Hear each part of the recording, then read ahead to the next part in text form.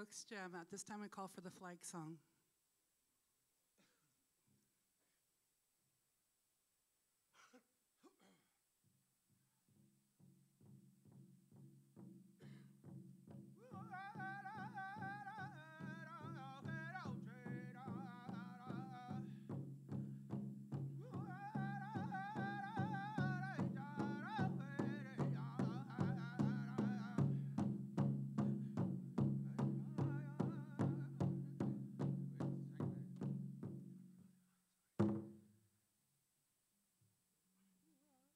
Sorry about that. You gotta give us a little break. 2 seconds.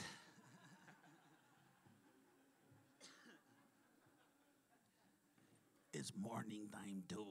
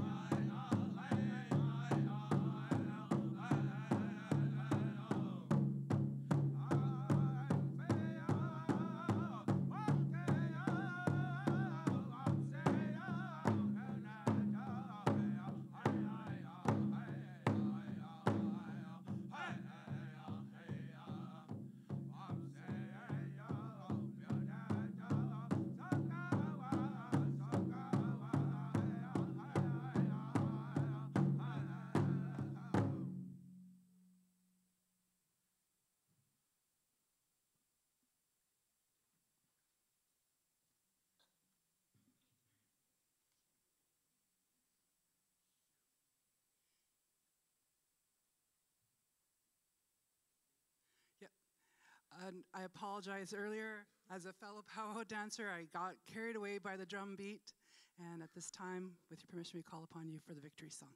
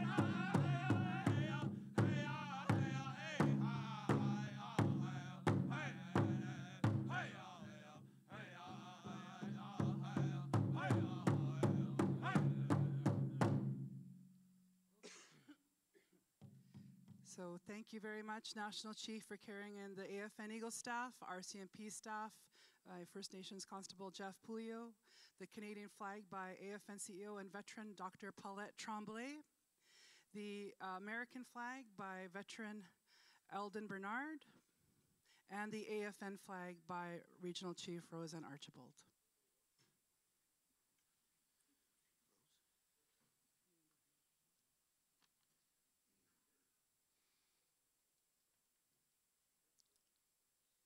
We would welcome Elder Rose Baudouin Wawate from Gittigan Zibi to provide the opening prayer.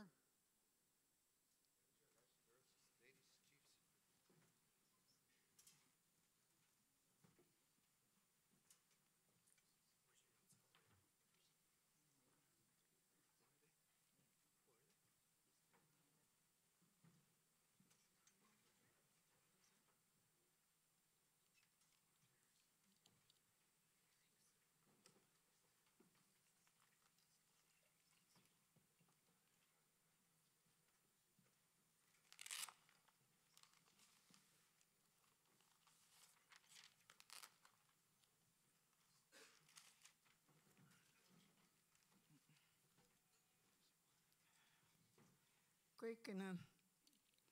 Miguel Skidan Magi Bisaik. Wede Mauji de Nanyuk. Kinawashwe Tsiat, Penats Ziknishnabek. E be Maudosiat, Gitibin the Gituido Quadrant, wouldn't Shinabe, Mona did the K build the Seat, K build the Seat. Great. Hello, my name is Rose Wawade Bodwe. I was born and raised in Rapid Lake. I'm a member from Kitigan ZB, and I'm very honored to be here today. Welcome, everybody. The councilors, the national chief, welcome to Algonquin unceded territory. Today, the topics of discussions are very important for each community, and the work here is required to discuss and address the issues to ensure the well-being of our people in our respective communities. Your work here is acknowledged, and we ask the Creator for the guidance and our ancestors to be with you as you carry out your dedicated work. I want to honor all the chiefs and those that have passed, and the veterans that have fought for us, and those that have passed as well. For me, I am very honored to see all these people getting together and to work together, although I am a little bit nervous. For me, I am going to say my thanks to our Creator.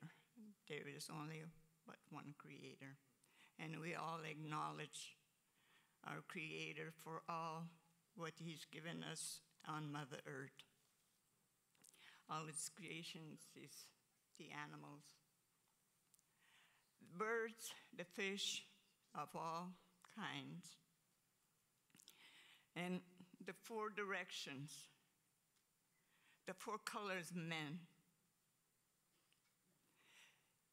the ones that we don't see, the stars and the moon, and the sun. Our Mother Earth carries a lot of destructions today, so we have to keep her well. I know we do the best we can.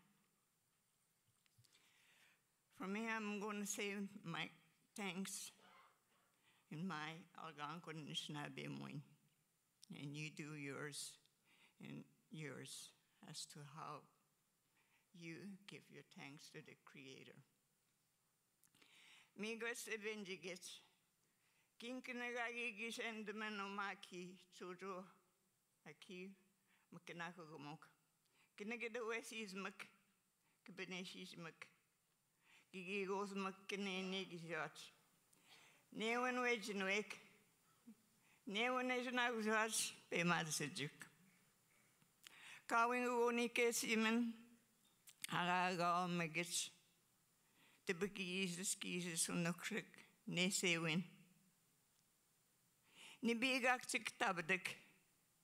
Aga doguben bi kangida de simen.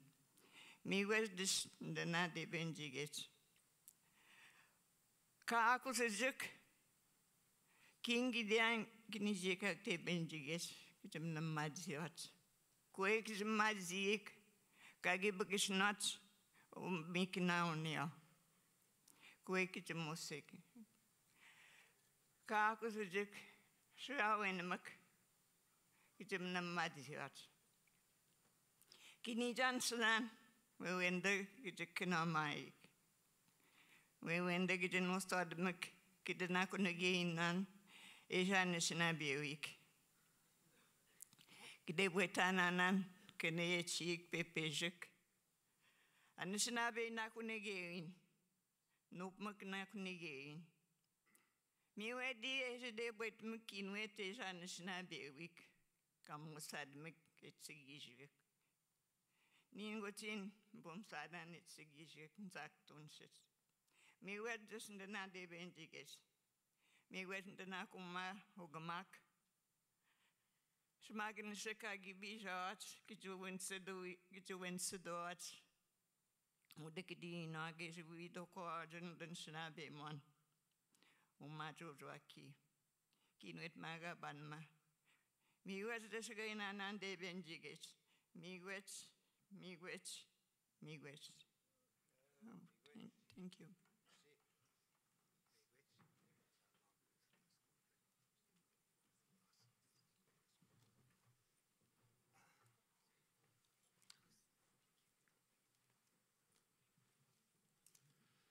Okay, we welcome the delegation to please take their chairs. We want to thank Bear Nation for helping us with the grand entry and these songs, and we do apologize for rushing them. In our excitement, their powwow prowess, which precedes them, got us carried away.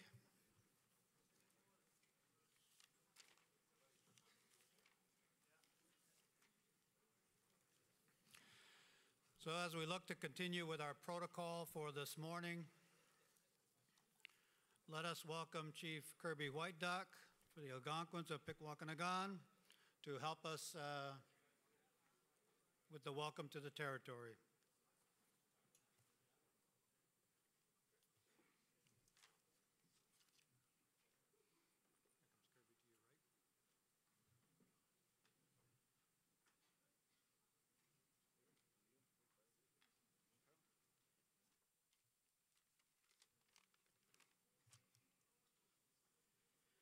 Thank you. Good morning, everyone. I'm very happy to be here with you for another assembly where we try to do things for our people and try to acknowledge and deal with the challenges, successes, and opportunities that come before us as we work for our constituents. And I do want to recognize the drum, Brian Sarson of Pikwakanagan, and the lads of Bear Nation. I want to recognize the national chief, the regional chiefs, flags, the staffs, and welcome you, as Elder Rose did, to unsurrendered Algonquin territory. And so I know that there are challenges. We all know that there are challenges for us, challenges that date back hundreds of years that are still impacting on us, and more recent challenges that come up on pretty well a daily basis.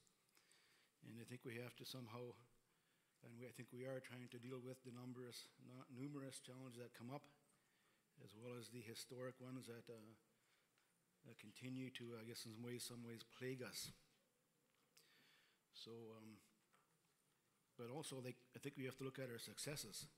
And I think the successes come about because our members want us to do something, and we know that we have to try to do things for them, for our communities, our First Nations, our nations, and try to exist in the modern world. And I know that there are different views on how we should deal with things, many different views, and I think there is principle. For example, there's principle and there's practicality. And we could sit on the high road of the one extreme of being very principled. It's all our territory. It's all our resources, and they should just give it back and let us be sovereign and let us make the decisions, run the governments, etc., and sit back and not do nothing because that's the way it should be, and that's the way we want it to be. On the other hand, we could be very practical and ignore principles on the other extreme and say, well, forget about our Aboriginal rights, forget about traditional territories, and just to go out there and live in the mainstream and try to do the best we can and amalgamate. But I think the challenge for us is that, well, how do we find that balance? How do we maintain our culture and our principles while trying to exist in the modern world and live in our territories? And I think, let's have an example of a reserve. Reserves were set aside because we wanted them to be set aside for us, because we needed some land to be protected in while the rest of it was being taken from us and we're being pushed back further and further in our territory. And that's the exact case with the Algonquins. The reserves that are set aside are in the western and northern portion of our territory because settlement came in from the east. And there's a view in some of the general public, well, First Nation people should be on their reserves. You know, and then you might have some First Nations being pressured to say, well, look after us on the reserve. Take care of us on the reserve because that's where you live and that's where our people are. Well, I think we have to recognize that our reserves are only a small portion of our territory. We have larger territories that we all belong to. And it's kind of my view that we need to be and should be out there and being recognized and participate and have some influence and say in other portions of our territory, not just the reserves. So I think because many of our members, including yours, do live off reserve. And we shouldn't accept when they say, well, you should stay on the reserve. So that's a challenge, and I think we need to be out there to be recognized and get benefits and influence what's happening in the broader territories because they're still our territories. And so those are opportunities, let's say. So those would be like opportunities. We need to create more opportunities and be involved in more opportunities outside of the reserves. I'm not saying ignore the reserves. They need to be looked after as well as be assisted and feel safe and protected. But there are opportunities that are out there that we should be involved in and should pursue for the benefit of our members and our people who work and live and go to school out there. And so I think we need to somehow acknowledge all of these challenges, successes, and opportunities and try to find the balance. Try to find the balance between principle and practicality, and in order to also maintain culture or elements of our culture while we try to live in a modern world. And otherwise, if we don't, we'll be left behind. We'll be left behind. It's very difficult. I know, I can tell you, to keep up with information technology and social media, etc. I have a very, very difficult time with that, but we would like some of our youth, of course, to be involved in that so that we don't get left behind. And so hopefully that gives you some food for thought. I know I think about it all the time. Like, what's the best thing to do? Get questioned all the time, by members, How come you're not back home working there? Well, I'm out here also working for our members out here and trying to get some involvement in our broader territory. So we get those challenges and questions all the time, but we try to got to find the right balance. And I think that's what we need to try to do here is find the balance while we deal with our challenges, try to achieve more successes and opportunities. And I know that a lot of chiefs and individuals are working towards that end. Our late fellow Algonquin chief, Harry St. Dennis, was also trying to do that, and very, very saddened when we heard of his loss. He was to come down to meet with us in Pikwakanagan on that very day that he passed, trying to work on an opportunity off reserve for our respective members and Algonquins. So again, welcome to this assembly, and welcome again to Unsurrendered Algonquin Territory. I hope we have a good assembly, and I'm sure lots of you will find time to do some Christmas shopping before you head back to your territory. So again, miigwech.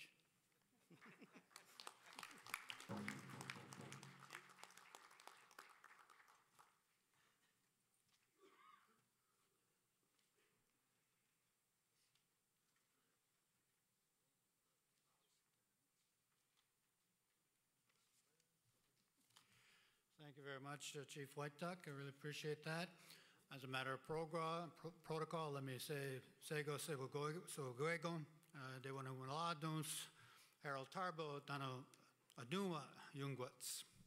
So good morning, everyone, and welcome to the meeting. My name is Harold Tarbell, or Aduma, as we say in our language, or as a close approximation as I can make to our language. And as I've always pointed out, it's important that the effort be made. I did want to note that in a recent meeting, a young 8-year-old boy came to the podium and said, "I was encouraged by my grandmother and the premier to use my language." And then he proceeded to introduce himself in his language, which was the Gitxsan language, and I was very inspired by that. Let us continue our protocol, and let us welcome to the podium our National Chief, Barry Bellegarde.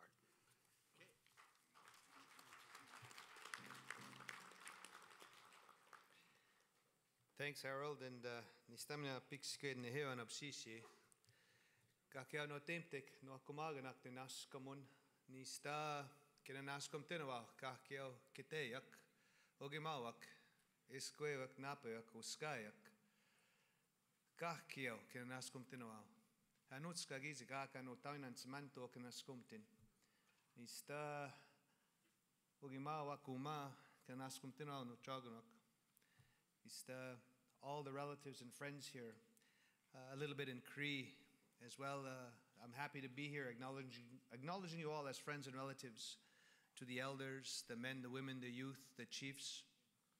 My chiefs and friends I sit up here, my relatives and friends on the executive, and as well a little bit in Nakota, Homatakiapi Pinamaya, Tukashla Pinamaya. Because back home in Little Black Bear, Kuskateo Maskusis Skunagan Utsinia, Little Black Bear where I grew up. It's a Cree Nakota tribe. And so I want to acknowledge both those nations and tribes and languages this morning. And as well, the protocols as well to acknowledge the pipes this morning, the pipe ceremony. And again, it's always good to acknowledge, to begin the day with that way, because there is both male and female. And it was a good ceremony in terms of the water ceremony. So to the elders and the people that participated this morning, thank you so much for being there, to put our hearts, minds, and spirits, to start our gathering in a good way, getting connected, not only to the Creator, but to all of creation. And so to the elders, thank you so much for that. As well to acknowledge and Bear Nation, the drum. You know, no matter where we go across Turtle Island, we have many nations and many tribes. Many diverse tribes and nations and many diverse songs, many diverse ceremonies, from the East Coast to the North to the West Coast to the prairies and the plains. And we were talking one day with some people, and they said, you know, there is one thing. There's one thing that really binds our people that's constant and consistent, no matter what tribe you go to, and it's that drum. No matter what tribe you go to, that drum will be there. And I want to thank you so much for the songs you sang, because that brings together our people, our nations, and our tribes. That Grand Entry song, that flag song, that victory song. You know, as all our people, we say that drum beats, that heartbeat of Mother Earth, but it also beats inside us. And it's that spirit of that drum that brings our people together. So I say, the singers, for what you do in that grandfather that sits there with you. Thank you so much. Yeah, okay. As well, to thank our hosts here, the Algonquin peoples, the Algonquin nation, the Algonquin tribe. Always so welcoming, you know, they're always so giving in terms of welcoming all of our nations and tribes and all the peoples here to Turtle Island. You know, we thank them. We thank Elder Rose for her prayers. We also thank Chief Kirby for his words. And he encouraged you as well to find some time, do a little Christmas shopping. It's that time of year, so I'm sure you will all find that time as we go forward the next 3-4 days. I also want to acknowledge the youth, our youth in the Assembly of First Nations, and Mark and as well Miss Lone Child. It was funny because I'm from Treaty 4 territory. And Darian said, yeah, Treaty 4 forever. She's from White Bear and I'm from Black Bear. So it's our youth, good connection back to Treaty. And of course, Chief Denise Stonefish from the Women's Council, we acknowledge. And our Elders Council that's here, we acknowledge and lift you up. And we also want to send some thoughts and prayers and energy, because there's a vacant spot there. And our friend and colleague and leader and mentor and teacher, Elmer, is in a battle right now no question. And it's only up to Him and the Creator when that journey will begin. So we send some energy and thoughts and prayers for good strength, good healing, and peace to Him and to the Crushane family, this difficult time over there in that territory now called Manitoba. But we think of Him, and His spot is here. So we left that spot open out of recognition, out of respect for Elmer Crushane, that journey that's there. I also want to bring our attention and minds to our agenda the next 3 days. Our agenda, as we look at it, it's been pieced together. We have many guests coming, many visitors coming, and it's all about trying to move ahead the issues and concerns, our rights, and how to build a better life for our children, our grandchildren, those yet unborn, and how do we work together to build a better country for all. That's what we try to do as First Nations people, as Indigenous peoples, as friends and relatives from that big government side, that federal government side, and even our government sides. So that's what we try to do. And I see some guests that came in with us. You know, the ministers that are here, welcome. You know, from the liberal side, but we also see conservative side. So Catherine, thank you for coming. Because again, we need everybody to work together when we're trying to bring about policy and legislative change. And that's very important to see that you're sitting together and you're not fighting. That's a good thing. That's a good thing. So thank you. Don't fight So thank you for doing that. That's important. That's a strong statement. Even for us, we say, when we come together, when we talk about things like treaties, our treaties aren't with the Liberals. Our treaties aren't with the Conservatives, or the Greens, or the NDP. We have a treaty relationship with the Crown, very high up. And that's something we always acknowledge here in Canada. And that principle about peaceful coexistence and mutual respect and sharing the land and resource wealth, that's what that principle is, that treaty relationship is with the Crown. And so we say that in a respectful way when we have visitors to our assembly. Thank you for coming. It's a time for learning. It's a time for working together and to making sure that these rights we have are really implemented and honored according to their spirit and intent. So I want to acknowledge them for being here. And now,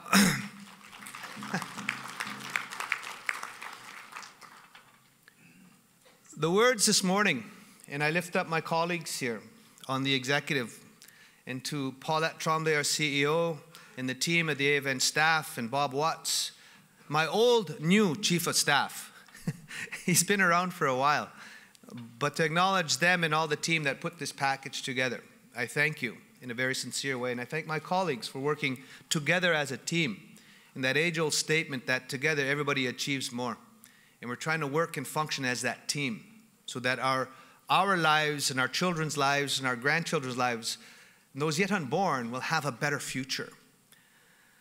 I think back now, 2015, a few years ago, 4 years back, and there was something that happened that October, very important. There's a federal government election. That happened a few years back. And what did we use? What document did we use? What did we take out to influence all these party platforms? The NDP, the Greens, the Conservative, the Liberal. We used this document called Closing the Gap document. We used that document because that was important, because it captured everything we were trying to do as treaty people, as Indigenous people, regarding our Aboriginal rights and title, regarding treaty rights, regarding the need for more investments in education and housing and water, dealing with the children in care and the missing murdered Indigenous women and girls, that gap. We use that document. And even though it's a little old now, but I still use these words, 6 versus 63rd, because at that time, according to the United Nations Human Development Index, Canada was high up at 6. But when you apply the same indices to our people, we were 63rd. 6 versus 63rd. And we thought and we knew that in a rich country like Canada, that this gap is no longer acceptable in this very rich country. That this gap, it represents everything that we talk about constantly and how we need investments. And I won't call them expenditures, but investments in better housing, investments in better education, investments in better health care, investments in dealing with the violence amongst our women and children. All those things were investments that are needed to close that gap. Investments to end the 134 plus boil water advisories. Those are investments. And then we spoke not only to our people and to all the party leaders, but we spoke to Canadians. That once this gap is closed, it's not only good for First Nations people, it's good for Canada. It's good for this country. Because that high social cost to maintaining the status quo is not acceptable and it'll go down. So even closing this gap is a huge investment for the betterment of this country we all know as Canada. So in 2015, we used that Closing the Gap document. And when we put that agenda forward, everything in that document was based on the Chief's direction, based on Chief's motions, based on Chief's statements on what we should be pushing forward. And so in 2015, when we put that forward, we saw the outcome of the results of that election. And I can even remember back in 2015 when we were unrolling this great platform, this great document, Closing the Gap. We called a big press conference. And here I was talking about the needs to get this done. And then one of the smart reporters asked, well, Chief Bellegarde, do you vote? And I said, good question. No, I don't vote. And then they said, well, how do you expect First Nations to vote if you don't vote as National Chief? And I said, good question. Let me get back to you on that. Because as young people, we were told, don't vote in a Muniao election. That's not our election. That's not our government. We have our own government. We have our own ways of doing things as First Nations people. And then the old people used to always say, we don't need to vote over there, no sum, grandson. We have a treaty with the Crown, high up. And no matter who gets in, they're supposed to live by and abide by that treaty. So that's what I was told. So we never voted. I never voted. Until I went home after that good question in 2015. And I got the okay from my elders and my aunties and my uncles. Oh, I know some. Go ahead. And so I voted for the very first time. And I really had to pray about that. Because there's this concept now called dual citizenship that we want everybody to embrace. And I want everybody to embrace that. Because now this individual right to vote supersedes the collective right. So now if I vote, it's because I want to vote. It's my right to vote. And so I did. But now because I voted in 2015, I don't feel any less Cree. I don't feel any less a member of Little Black Bear. So I feel okay because I've embraced dual citizenship. And why I say it this way, some people say we're not supposed to. We have our own ways. I get that. But let me tell you now that First Nations voted and participated. We flipped 22 ridings. So you people running in federal elections, you better listen to Indian issues, First Nations issues now if you want to get elected. That's the message. And we flipped 22 ridings, so we can't forget the priorities of First Nations people. Very important. So that peace in 2015, when we found that balance, dual citizenship. While we continually work towards sovereignty and nationhood and jurisdiction, we'll continue to do that work. But because of that Closing the Gap document, we influenced.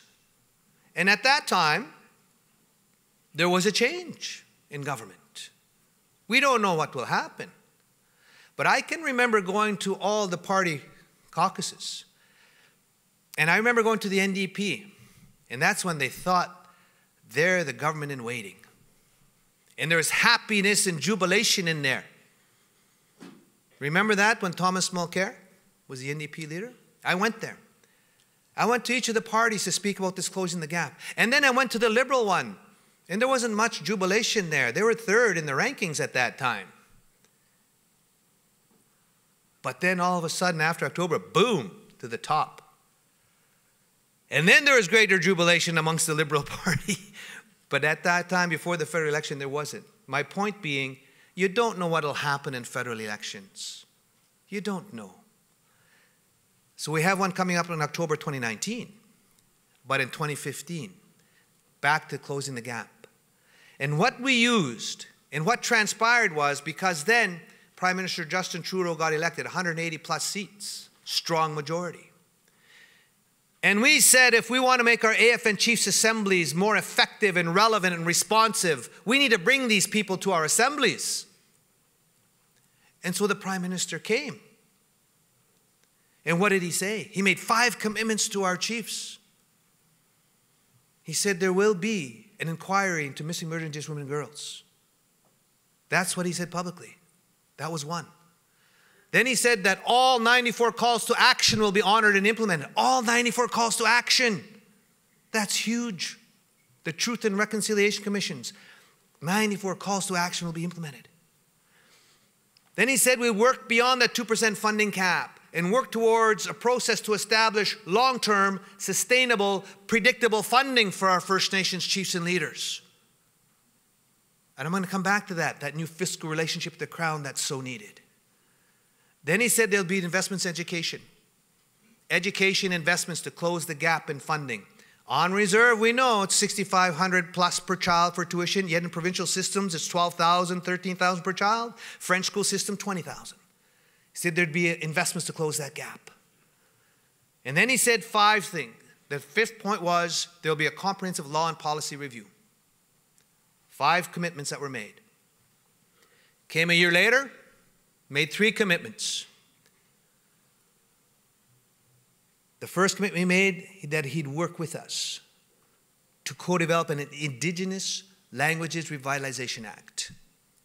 And there was jubilation in the crowd at that time 2 years back. I remember Cook Ignace, so happy, brought to tears. He fought so hard for this. Our Languages Act will be done. Then he said as well again, this very important piece of work on the international front will be honored and implemented and given legal effect through the UN Declaration of the Rights of Indigenous Peoples. Work with us to do that. 2 more commitments. And then he said, law and policy again. Law and policy review.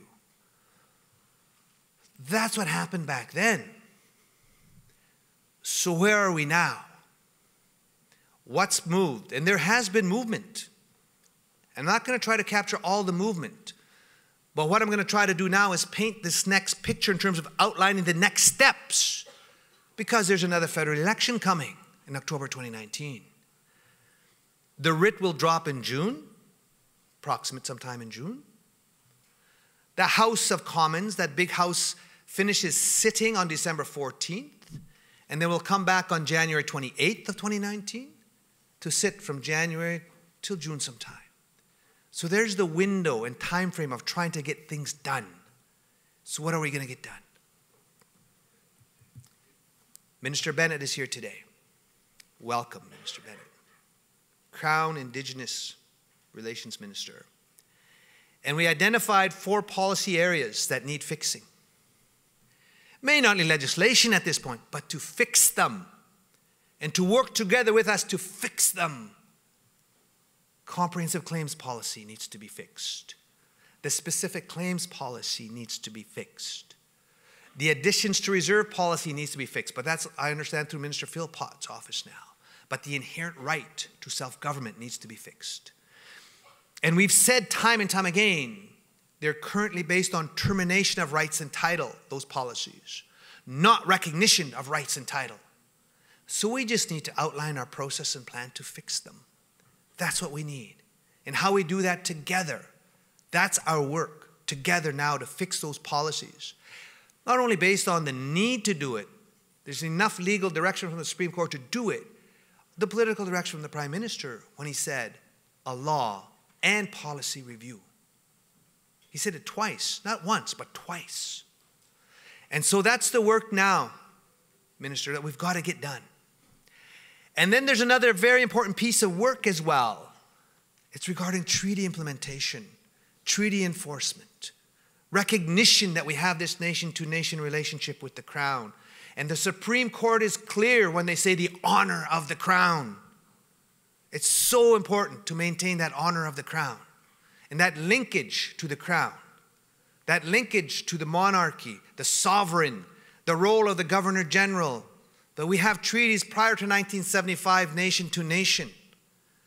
And then you also have treaties after 1975, the modern day treaties, the self-government agreements. Very important to recognize them too, because them too have problems with implementation. But what are we doing now to look at treaty enforcement, treaty implementation, according to the spirit and intent, according to that nation-to-nation relationship, ensuring that treaty will always trump policy. Very important. And that's how this country was made, through that treaty-making process. So in exchange for sharing land and resources, in exchange for sharing all that land and resources that we're sharing, in our case, beneath the depth of a plow, we'd only share the depth of a plow, nothing underneath. That's that principle we need to get to. And what mechanisms can we look to? New, old mechanisms that may be looked at to look at treaty enforcement and treaty implementation, including Section 35, including the UN Declaration, including free, prior, and informed consent. That's the work ahead now. I'll also say that there's another piece of work that we've said and the chief said that's on hold, and it's that rights reconciliation framework. We've heard from September 11 and 12 when we had that forum, and we heard from chiefs. We lifted up the good work from chiefs in BC, Chief TG, all the 203 chiefs. I said, this is an opportunity to go beyond the Indian Act. And we've provided recommendations. But unfortunately, a lot of those recommendations didn't show up in the documentation. And so we also heard from Northwest Territories, there's an opportunity to go beyond the Indian Act. And we say, yes, there is. But we've got to drive it. First Nations got to lead it. Only First Nations can determine the path to decolonization is the message in the line. Only First Nations can drive that agenda going forward. And that's what we've got to hang on to. So yes, we want to get out of the Indian Act. Yes, we want to re-exert our jurisdiction and reestablish ourselves as nations. We want to do that. It's got to be a flexible process. First Nations leading the way.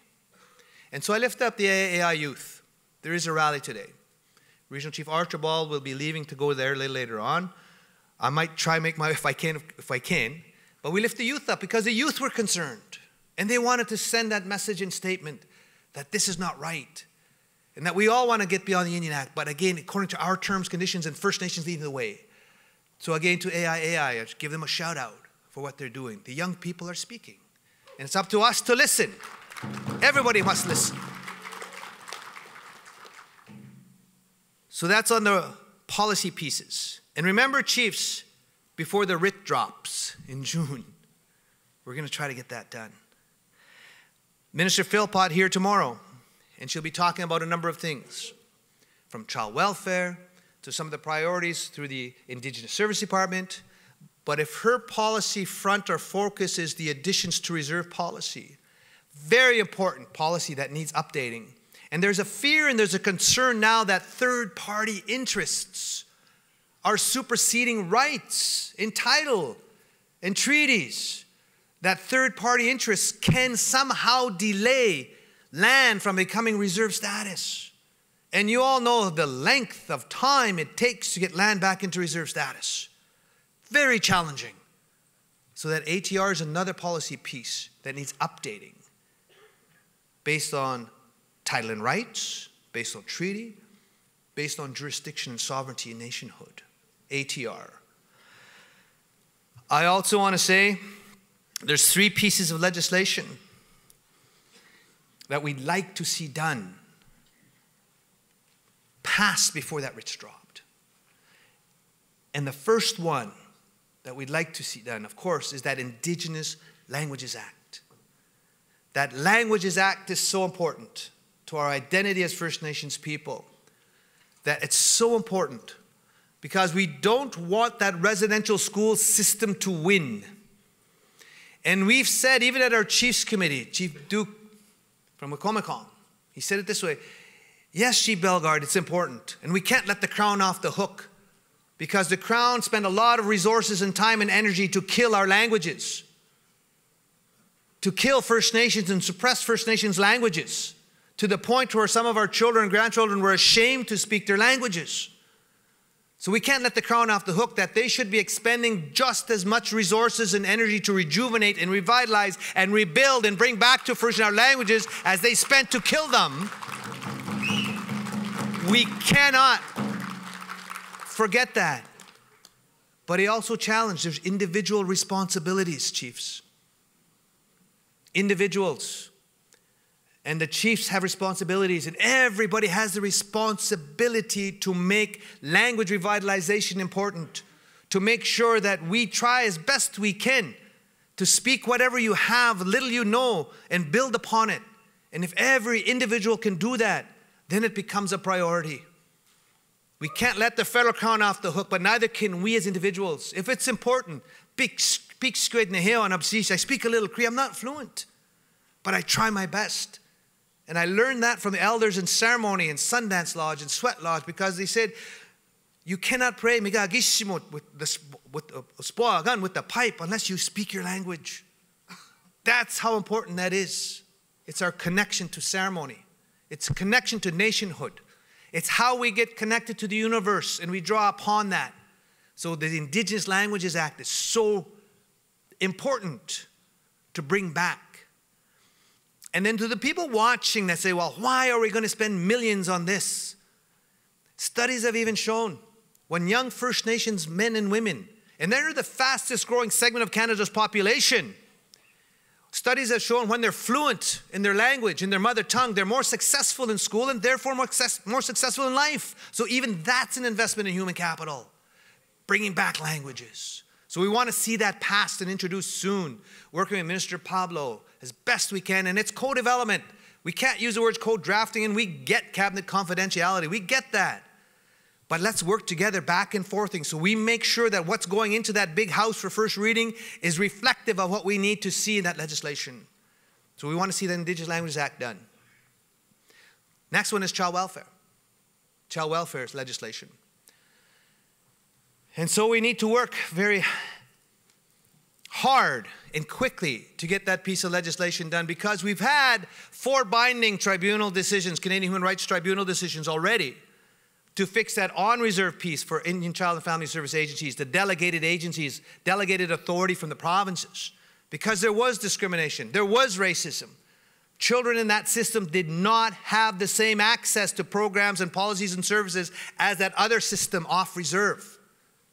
So that was fixed. 4 binding CHRT tribunal decisions. A unanimous vote in the House of Commons.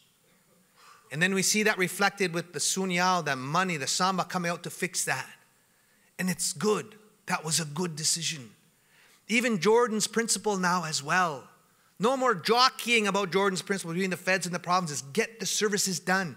And now it's what? Over 170,000 cases in Jordan's principle. That's huge. Thank you, government, for listening, because Jordan's principle, investing in children, is key. That's fantastic. Jordan's principle, child welfare. That's all in the reserve. Now off. And to the chiefs at NWT and Yukon, I go with this term on reserve, off reserves, and I got to be careful, and I apologize. Because there's no reserves to Yukon, and there's only a couple in NWT. So I'm just going to be mindful. So great respect, my apologies to my colleagues and to the chiefs. I'm so used to on the res, off the res, on reserve. So I acknowledge that, the distinction. So I respect that. So I want to say that publicly. Now, 40,000 children in provincial and territorial system. How do we fix that? What's motivating the province and territorial governments to come to the table? That's why you need federal legislation. There's a system there that needs to be addressed. It's broken. And we want to keep our young ones, our little ones, back home with their families and communities and nations in loving, caring, nurturing homes surrounded by their languages and ceremonies. We don't want them in a foreign system. It's a system that is broken and doesn't work. That's what this child welfare legislation means, fixing a system that doesn't work. And so that's another piece of legislation we need to see introduced. Very important. The other one, 262. Bill C-262, Romeo Saganash introduced a private member's bill. And it's to implement the UN Declaration on the Rights of Indigenous Peoples. It's in the Senate for second reading. We'll see how far it goes. But to the chiefs here, dealing with the senators is another whole lobby strategy. They're a very powerful forum, and they can help delay or get in the way of legislation. We need the senators to get on side with these three pieces I just talked about, with the Indigenous Languages Act, with the Child Welfare, Indigenous Child Welfare Act, and C-262, all before the writs dropped in June, the three pieces of legislation. I also want to say why that Indigenous Language Act is vital and so important. It's linked to our nationhood and sovereignty. Remember how I always say there's 5 elements we have as First Nations people? We have our own languages, our own lands, our own laws, our own people, and our own identifiable forms of government. 5 elements. But if that first one's gone, language, that's a big one. So you need that. It's part of self-determination. It's part of self-government. And even more important now to Canada as a nation state, 2019 is the International Year of Indigenous Languages throughout the world. And wouldn't it be great that Canada can get up and say, hey, look, world, this is what Canada is doing to mark the 2019 International Year of Indigenous Languages. We have passed the International Languages Hour, the Indigenous Languages Revitalization Act, to mark 2019. That would be something. That would be Canada showing the world the importance and relevancy of the Indigenous languages here on Turtle Island. Something to work towards. The International Year of Indigenous Languages 2019. Very important to come back and build on that. The last few points, chiefs. A few more points here. I've talked about policies that need work. I've talked about the legislative priorities that we want to see get done before June. I also want to say there's a system that needs fixing. And whether you call it systemic racism or systemic discrimination, there is a system that needs to be fixed and overhauled, and it's the justice system. And when do we start moving towards restorative justice? Because it's almost like restorative justice versus punitive justice. And when do we start dealing with the racism amongst the police forces? Goodness gracious, we saw what happened in Thunder Bay. Ongoing things like that have got to stop. Ongoing racism and discrimination in all police forces has to stop, because all police forces are sworn to protect and serve everyone. And so we've got to start looking at overhauling those systems from more First Nations police, more First Nations people and Crown attorneys, more First Nations people on juries and judges, coroners, the whole gamut. So moving towards a restorative justice system is so needed. It's so necessary, because we need to see the respect that there's not only 2 laws in Canada that have to be respected, common law, and then civil law in La Belle Province de Québec. There's also First Nations law, Creator's law, natural law. And that's where we need to keep moving if we're going to rebuild a better system, a better justice system, or a better country, a better Canada for all. If we can see that happen, that is hope for our people. Because our hopes were dashed in the Colton Bushy case, in the John Stiers case. Our hopes were dashed. So we need to see movement, that things are going to get better in that justice system. Because right now it's just a court of law. There's no justice. So we need to start changing that, moving towards restorative justice versus punitive justice. And that's a commitment we all have to take up, working with appropriate ministers of the Crown, working with the police chiefs, working with the RCMP to fix something that's just not working. I also want to say there's good things happening too. And I think, and this is the hope clause, the hope. And remember that age-old saying that try to leave more hope in that room when you walk into it than when, try to leave more hope in that room than when you walked into it. And so when we walked in this room, I think, okay, how do we leave hope amongst the chiefs and the people watching and listening? And I think, well, look what's going on across Canada. Here's some hope. Chief Billy Joe Labakan got his settlement agreement finally. Holy smokers, after 30 plus years. That's hope when you see that finally, that injustice finally dealt with. There's hope when the Chilcotin, the 6 chiefs are exonerated. They were not murderers. They were standing up for the Chilcotin Nation and their territory. There's hope when Chief Pegan gets his land claim settlement, multi-million-dollar deal. There's hope when you see the BC government investing in gaming and UN declaration legally. They're going to look at provincial laws. And they got into housing on the reserve from a provincial government perspective. That is hope. You can see even hope in the NAFTA agreement when there's a reference to Indigenous people's rights in the UN Declaration. Even in a simple thing like the oath of citizenship, when the newcomers come to Canada and they're sworn in as Canadians, what happens now? Elders, male elders, female elders, the welcoming. And I've also recommended that a drum song, a welcoming song, be part of that. Because we're welcoming people to our lands. So there's hope when you see those things going on. Very important. So things are going in a good way. Some will say not fast enough, and I get that. More investments are needed if we're going to close that gap. No question. But it is moving the right way. And we need to keep working together and putting on as much pressure as we need to bring about policy and legislative change. I would be remiss, and I wouldn't be doing due diligence as National Chief if I didn't close with this last item.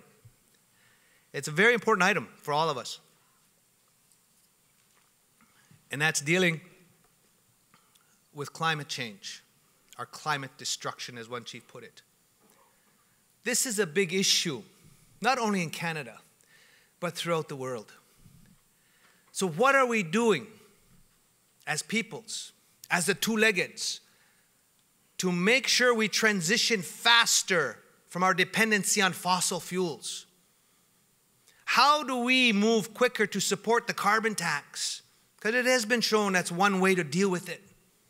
And we find the balance between the economy, and we get the arguments between the environment and the economy, and finding the balance between the two, and that we have sustainable economic development strategies. But this issue is so global. Go back to Paris a few years back. And that if we do not stop the warming of the climate by 2 degrees, it's past the point of no return. The oceans are warming. Permafrost is starting to melt. You see the fires, you see the floods, you see the big winds. It's all our elders' predictions and warnings are coming true. So we have to listen as the two-leggeds. And I don't care if you're brown, yellow, red, or white. This is the two-legged issue for us because it's our worldview we need to incorporate if we're going to change that. So climate destruction, climate change. And we urge people and companies and private sector and public sector, both governments, federal, provincial, municipal, First Nation governments, to start using the 3P model now. To not only look at profit, but look at planet and look at the impacts on people. To incorporate the 3 Ps in your business planning model. So whatever you do has impact on the planet, and it has impact on people, and it has impact. Yes, you got to make money. We all get that. But a lot of people say you can't eat money. So how are we balancing that now? So climate destruction, climate change, a very big issue for all of us. And so our worldview we have to incorporate into policy and legislation. And if we can get that, you'll see greater investments in clean energy, clean technology, greater investments in innovation, greater investments in nationally in Canada, but throughout the world as well. Maybe one day we'll all be driving electric cars. Maybe, but we're not there yet. So we also see transition. There is a transition phase. There's a transition moment. We just need to speed that up. We just need to speed that up. And so our worldview is this, and our elders talked about it this morning. They always talk about it in ceremony. And we acknowledge and give thanks. And if we can incorporate this worldview, not only here, but even when people go to Poland for COP24, And our worldview is this. And if we can hold on to our elders' knowledge, our traditional knowledge keepers here, we have so much to teach and educate the world because we're the first to feel the impacts of climate change. We're the first to feel it because you have ice roads that aren't thick anymore. You see how the animals are all changing their behaviors. So if we can embrace this worldview and incorporate this worldview into policy and legislative changes, we're going to get better policy and legislation. Our worldview is simple as this, that yes, we've got the Creator. We give thanks. But we acknowledge and give thanks to Mother Earth every day for what she gives to sustain us. And then we acknowledge Father Sky, Grandmother Moon, Grandfather Sun, our relatives, the Star People.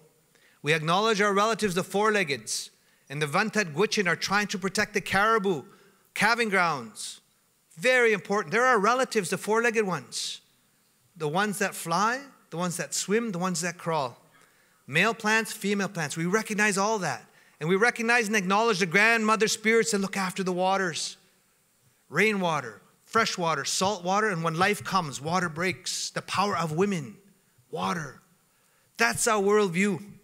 So if we can incorporate that worldview into all of our climate destruction theories or ideologies, climate change, if we can look at policy and legislation incorporating that worldview, you're going to get better decisions. And we're the two-leggeds. That's all we are. That's why we say we see no color. So chiefs here, friends and relatives, delegates, my opening comments were to kind of go past, present, future, keeping in mind we have an election coming up. Keeping in mind we have this October 2019. Keeping in mind we have all these issues. We need your strength, and we need your unity. We need to work together to bring about change for our children and grandchildren. So let's begin our assembly with those words in mind in our hearts, minds, and spirits. Ego se, kinaskum tinawao. Hi, hi.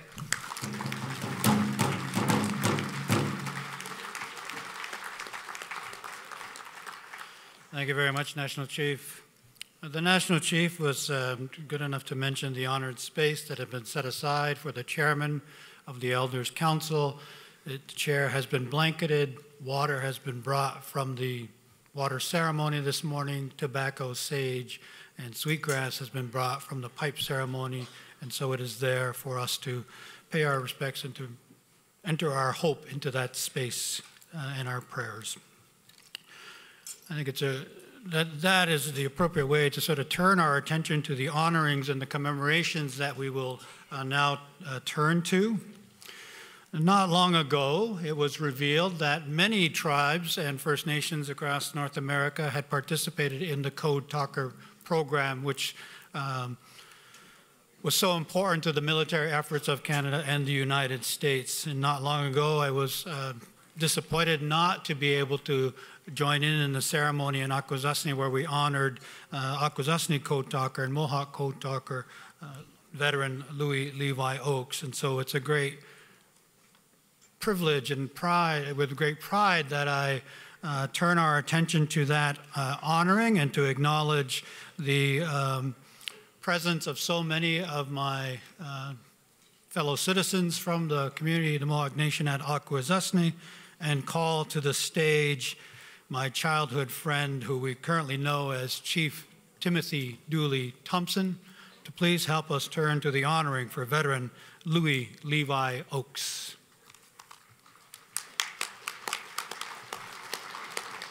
As Chief Thompson makes his way to the podium, we'll note we are going to prepare an honor guard here on the stage before us.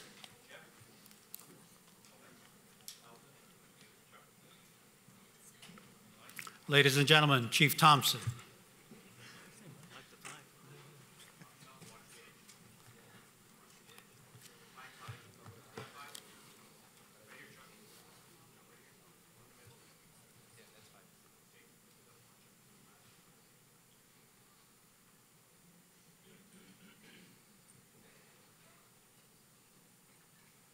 Okay.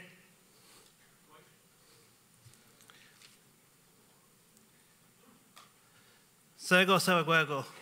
Hello and welcome to you all here today. It is a great honor to stand here and introduce to you one of Akwesasne's most respected elders and the proud sole survivor of World War II Mohawk Code Talker. Today we honor and recognize a man who utilized his Mohawk language unselfishly to preserve the freedoms bestowed upon us today. Louis Levi Oakes was born on the territory of Akwesasne and a registered member of the Mohawks of Akwesasne. He is one of 17 Akwesasne Mohawks to be recognized by U.S. Congress as a Native American Code Talker. Levi registered at the age of 18 for the U.S. Army and served for 6 years as a technician, 4th grade with Company B, 442nd Signal Battalion. He received his training as a code talker along with other Akwesasne Mohawks while stationed in Louisiana. During World War II, the Mohawk language was one of 33 native languages used to send communications between U.S. forces. The Native American code talkers are known around the world as having the only unbroken military code in history. These messages in World War II were never interpreted by the Japanese. In 2008, the U.S. Congress passed the Code Talkers Recognition Act to honor every Native American code talker who served in the United States Army during World War II. Levi served as a code talker in the South Pacific, New Guinea, and the Philippines. During World War II, he was awarded the Silver Star for his service. The Silver Star is the third highest military combat decoration of gallantry in action against an enemy of the United States. Levi served with distinction and received the honorable discharge on February 15, 1946. In 2016, Levi was also awarded the Congressional Medal of Honor. Levi worked for 30 years as an ironworker in Buffalo, New York, and later on in life for the Roads Department with the Mohawk Council of Akwesasne before retiring. Currently 93 years old, he is the sole surviving Akwesasne Mohawk code talker to receive recognition for valor while engaged in military action. Honorable ministers, members of parliament, national chief, chiefs, elders, ladies and gentlemen and delegates, please join me in honoring and recognize Mr. Levi Oakes, Akwesasne Mohawk Code Talker.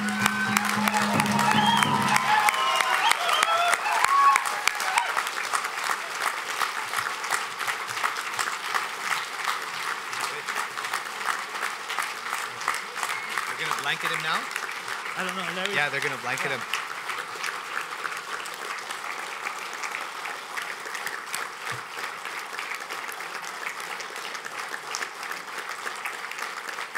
To the chiefs, we're going to blanketing Levi.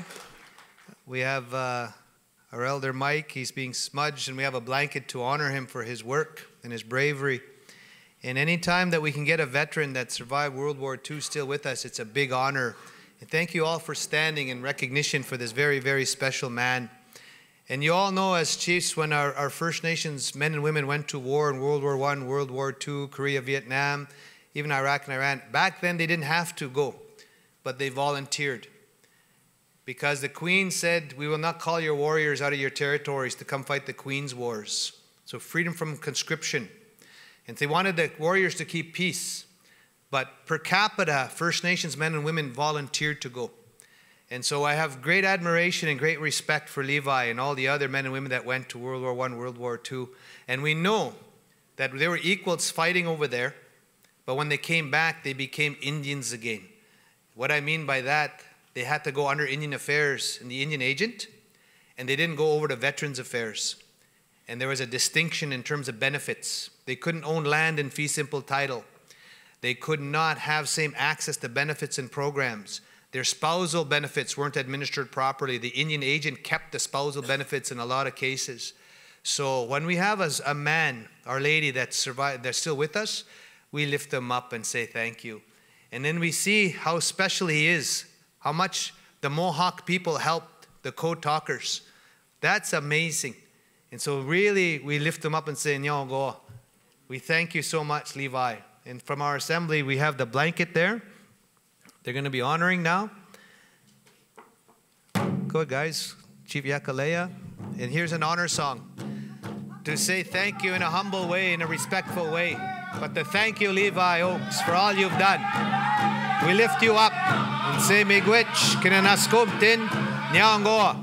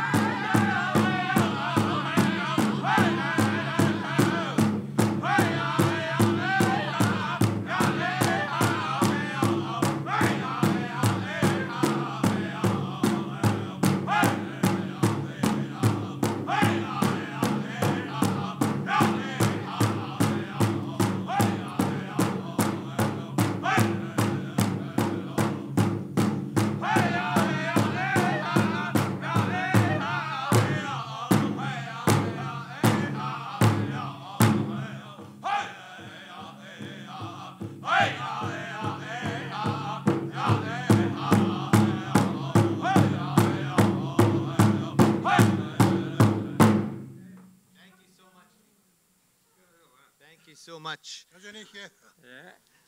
So the blanket, of course, you know the purpose of the blanket, everyone. You know, is wrap love and warmth, protection, but as well as star blanket from our Dakota brothers. When you wrap a star quilt around anyone, you're forever surrounded by your relatives, the star people in the heavens. So we've done that for Levi. We give him our AFN medallion here. It's a small gift to say thank you as well. And this afternoon, he's also going to be honored in the House of Commons, I believe. So good job, Levi. Thank you so much. Thank you so much. You want to say, can you say a few words? You want to say a few words? What's that? You want to say a few words? Yeah. Do you want to say a few words? I couldn't hear it. Say it. Yeah.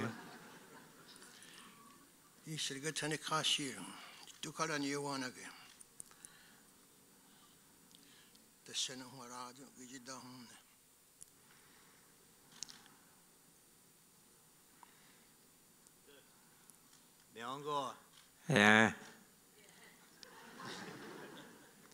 Nhậu cố ghi hoài.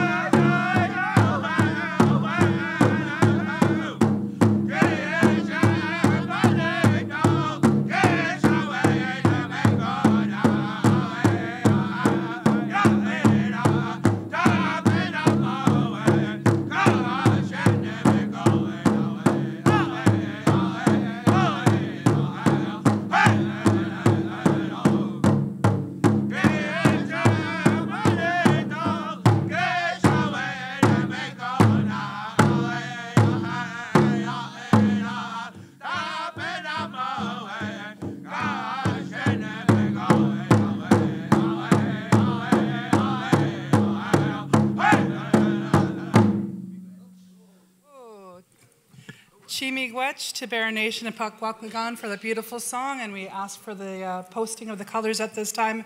And thank you again to our honor guard.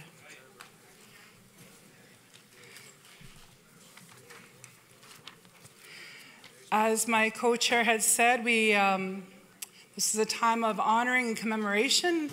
Yesterday was the 26th annual International Day of Persons with Disabilities. The United Nations theme was empowering, inclusive, and equality at this time. I just want to acknowledge another one that we have lost of late, and that is Wendell Nicholson. We keep him close to our heart at this time. I lift my hands to him and to his family as they continue in their grieving process.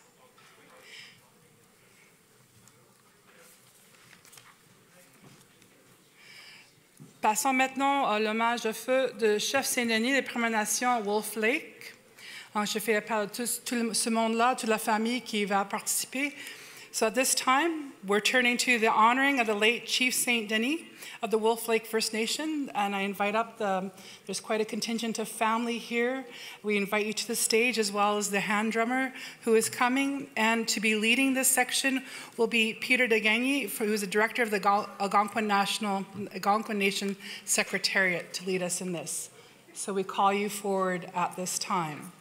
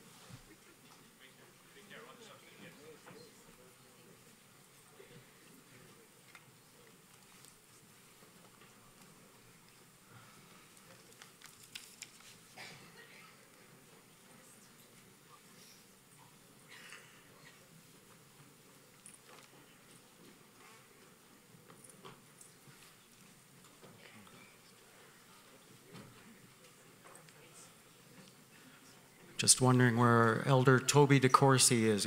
Toby, if you're here, if you could come up as well, please.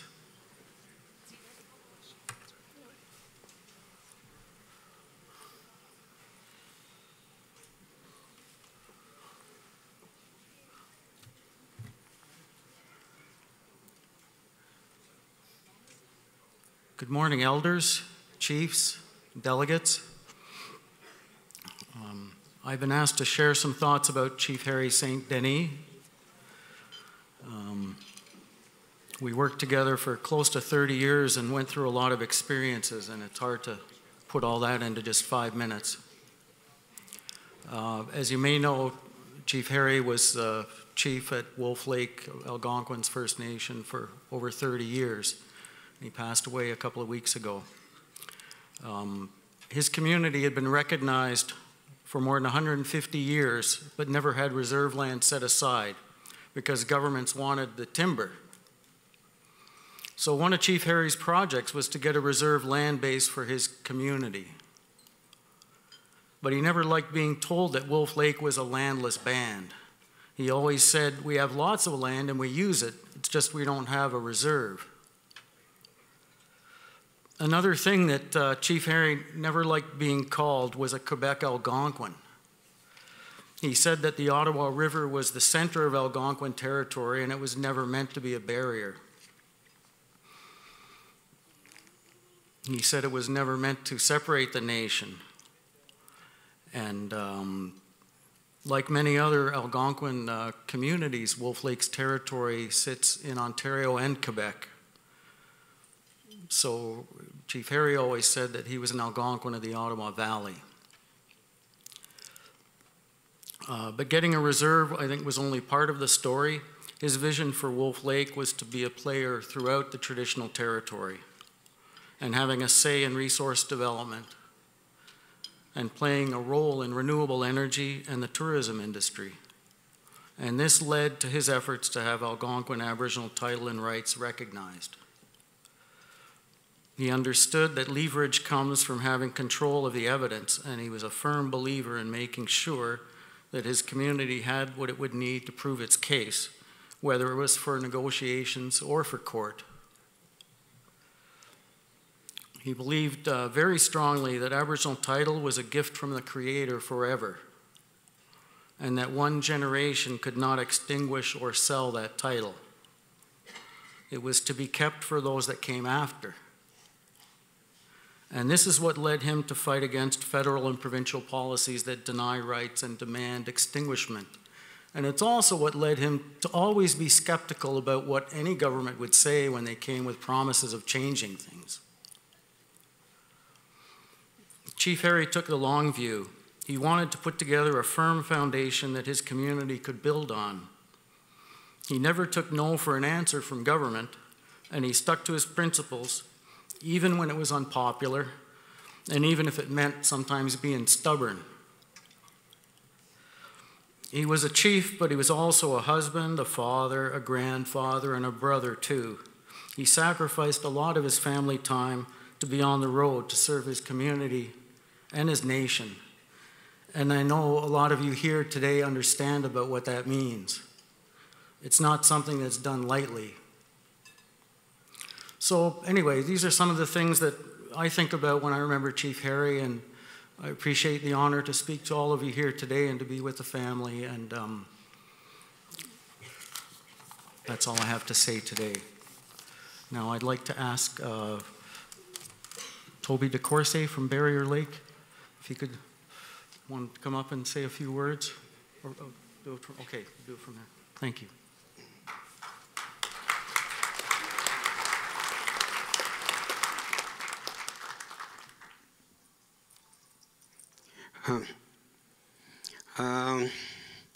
Gwyrus Nabek, Megan Elzaban, Matsakanabak, Gibis all my getting the binda with Okazan Sasugana Kabinda Mogal family, Gagonias and Umushum. Hello, everybody. I'm here to support the family. I am from Barrier Lake, and Chickanapolis means the wall of stones, the fence of stones. I'm here to support the family. Gibi kelmagenin Irish sentence kashin kazet. Mamus davskotset gibi odun tam migas kabi migad makweden.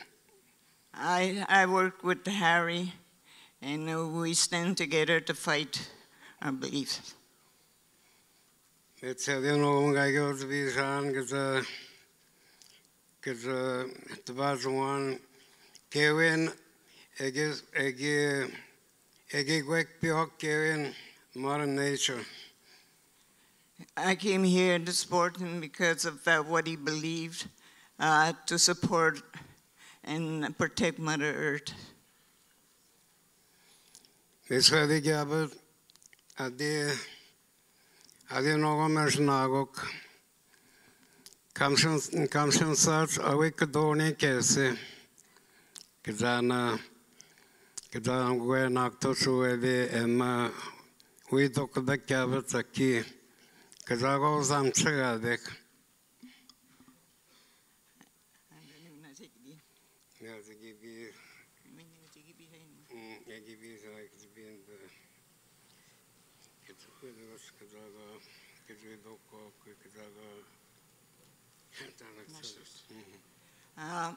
This is the reason why we came here, to support, to help with Mother Nature, and we're still fighting for it, for our belief. Mesadi Nagamandas Wadi Nogum Ganagomnan Pesak Gaman Ganagomnan Mewede and Tago Quedas Vaskat Golden Kichamamu sake. I'm going to drum and I'm going to sing, and this is one of our beliefs as to what it is about what I'm going to sing today. It's a united song.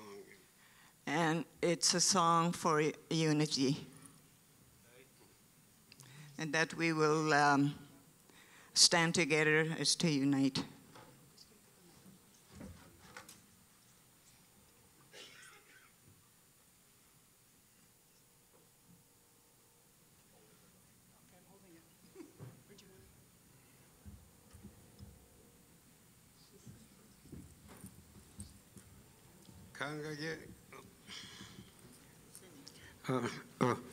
Kangagisto sunwedi osam matstagon givan musalten golnegi digishom ganwedi nagawan.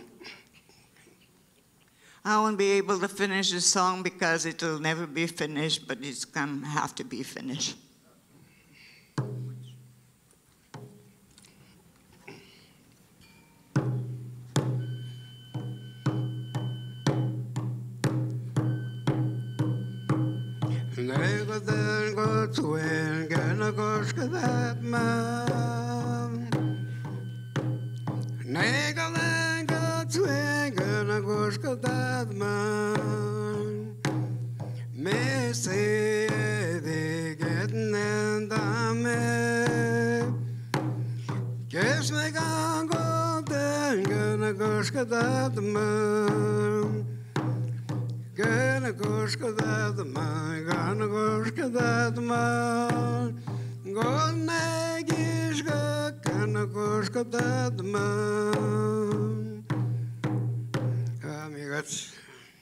Thank you.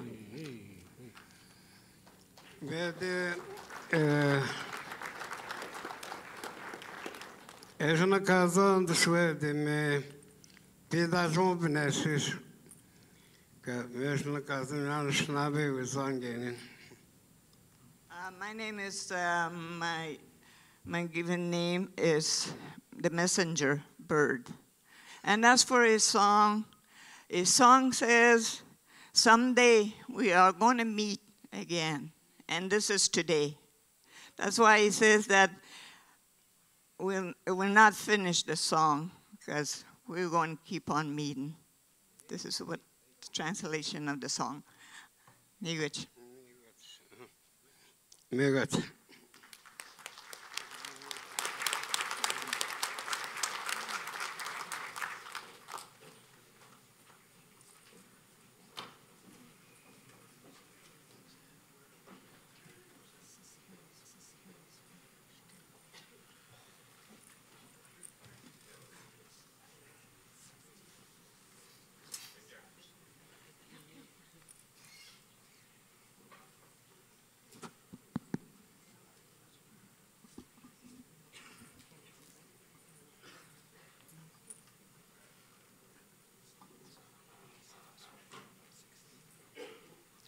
Kwayani, me and Adijnakas.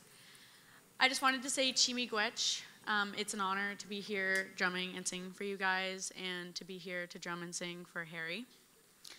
Harry and Sheila, their family, always made everyone else around them feel like family.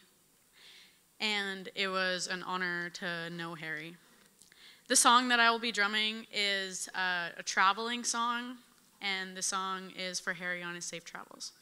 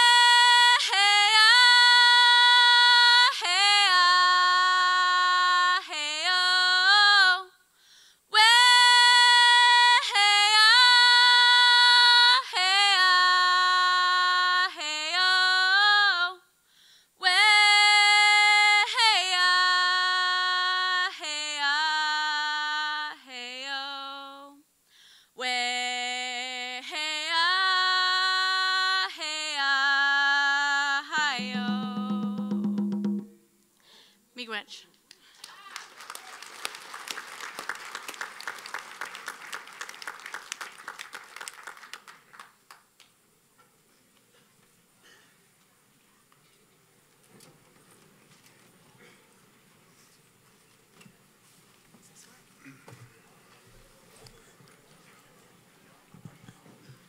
Tsubuhugarat no mak tsutamashkat no tamechek niganastuk tsutsudabwe spededne gahagat mak nehnen gahagat marguyan pish tibi manjachi snostawak chiganahno chujagano keishpesh stat utabudadi hon tji snostat Staniono, Chitapenumono, Magic Tachi, Quatabadiagot, Chose Motaji, Pehuagot, Nechinano, Huapantihac, Huapat Mac the Shiprat Mac, Chui Niscamanot, Chigana Noto de Good Susan, Egonate Quatachi Hip Modiac, Egons Bay Hip Modemiak, Chigana no, Ganakataguyak.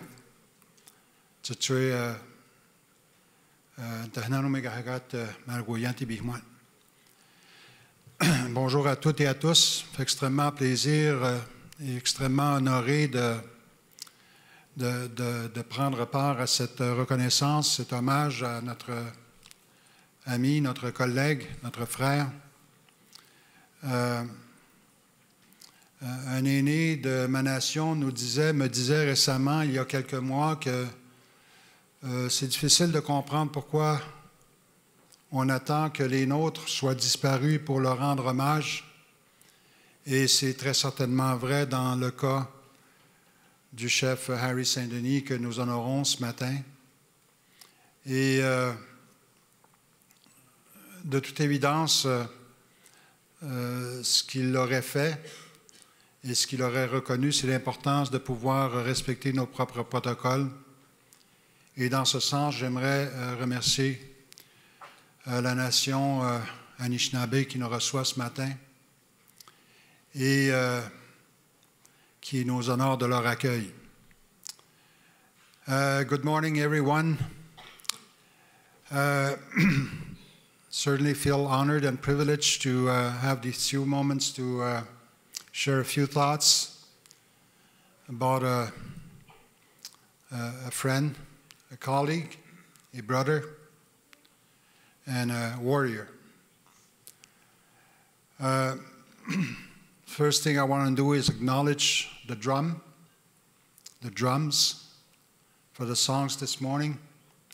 Acknowledge the Anishinaabe Nation hosting this gathering on their traditional and unceded territory.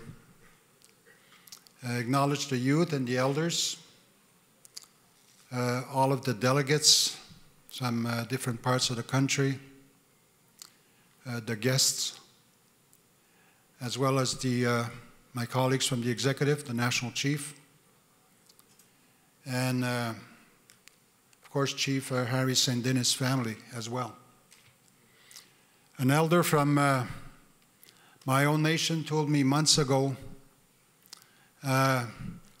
why do we wait until our peoples are gone to honor their contribution? It's certainly very true in this case when it comes to Chief Saint-Denis, Chief Harry, as we called him.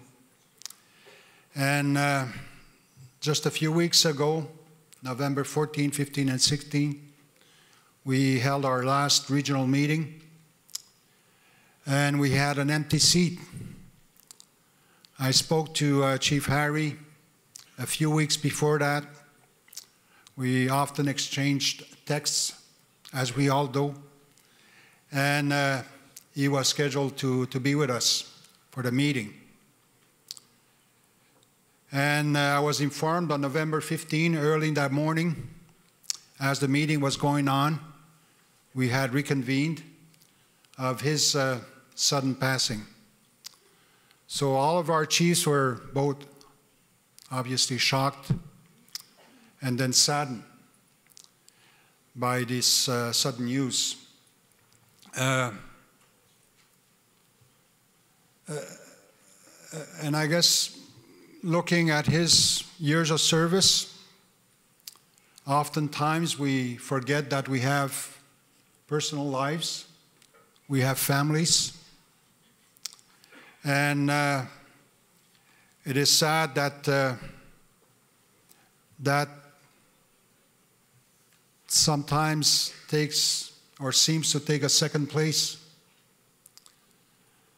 And what comes first is our fight, the fight that we all have in our hands before us.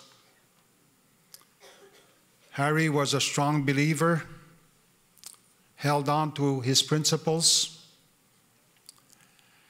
was never afraid to stand by those principles, even if that meant standing alone. And it's very important to remember that. It's very important to acknowledge that as well. We certainly want to thank him for the time that he spent representing our region on many fronts. And one of those most important issues was Aboriginal title and rights, which he really believed strongly. And certainly it is difficult to be standing before you this morning and remembering his contributions on the behalf of his community, on behalf of the Anishinaabe Nation, and on behalf of all of us. So I want to take this time to certainly acknowledge and thank Sheila, their children, for their own sacrifices in having Chief St. Denis, Harry, our friend, our colleague, serve his peoples, serve his nation, and serve all of us for the past 3 decades. And because Harry believed that when you feel that things are not right, then you have to stand up. I know that today he would have been joining the youth on the Hill, defending what they believe in, because that's the type of person that he was, that's the type of leader that he was. So again, on behalf of the executive, the national chief, on behalf of all of us, and in particular on behalf of our chiefs in Quebec and Labrador, our most deepest condolences to Sheila, the children, and Harry St. Denis family. Thank you very much, Mr. Kabindao.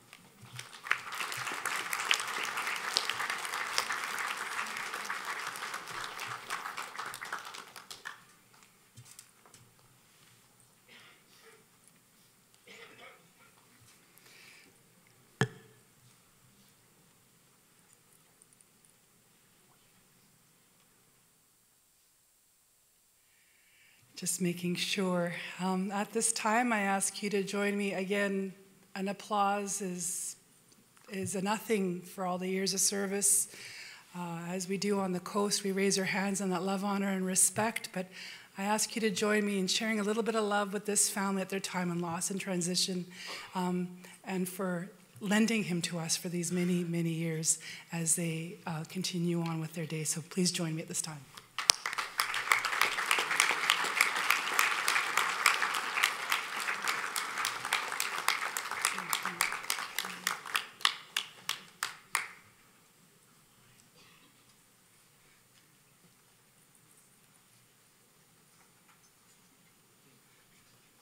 And we're grateful for the medicine that is being offered to them at this time as well by our beloved elder.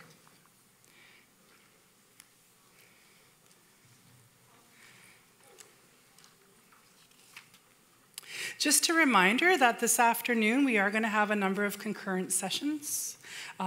Today, we're actually having them as well tomorrow. So today, we're going to have concurrent sessions on co-developing an Indigenous Language Act, on child welfare legislation, as well as post-secondary education and fisheries. And we will be tackling the resolutions in regards to each of those areas later on this afternoon as well.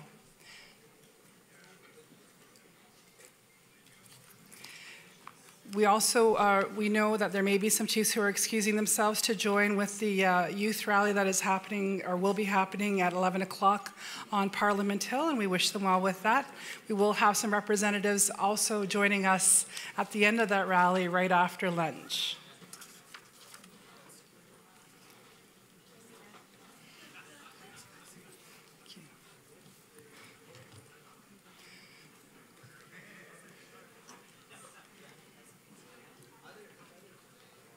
So with that, it's my pleasure to call upon Regional Chief Augustine, who will be our host for the 2019 AGA. So please help me in welcoming Regional Chief Augustine.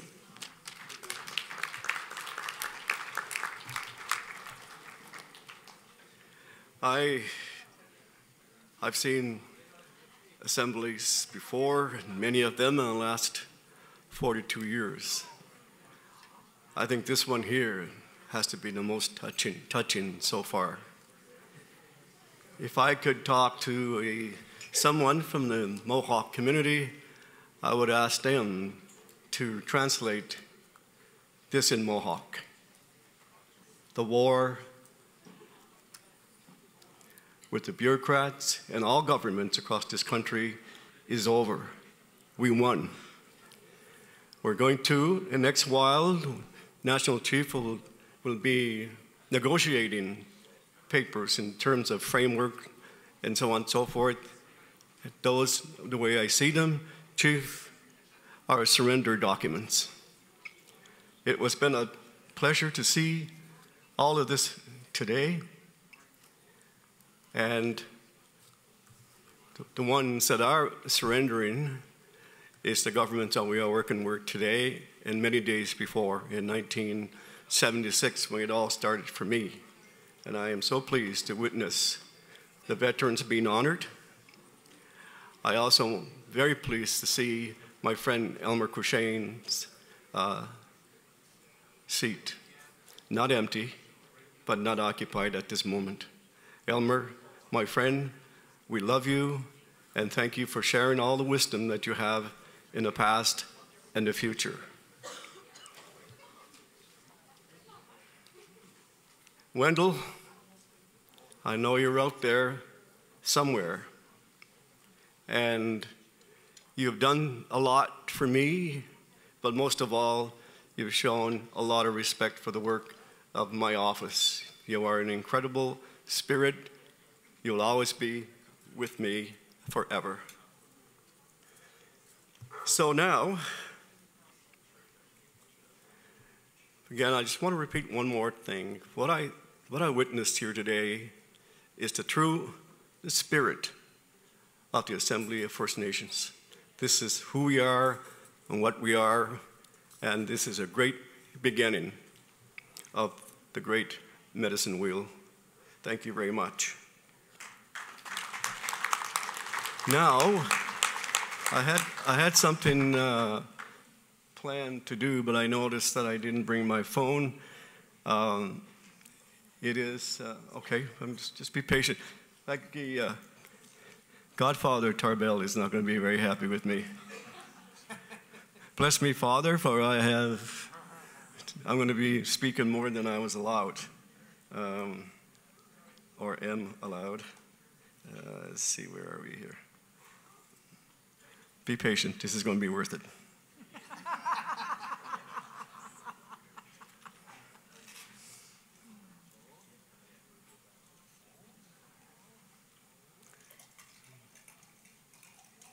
This is absolutely necessary to introduce my friend.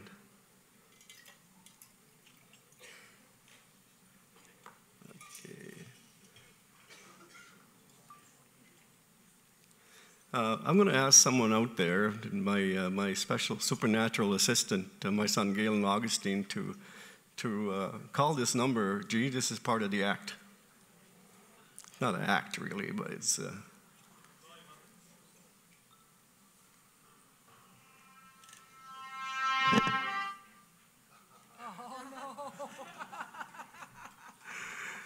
This is the Elvis Presley's intro song. I thought I'd be able to play all of it, but my friend, one of my favorite Maliseet from Wolastoq Nation, who's going to be talking about our assembly in 2019 in Fredericton. A nice round of applause for a very special man.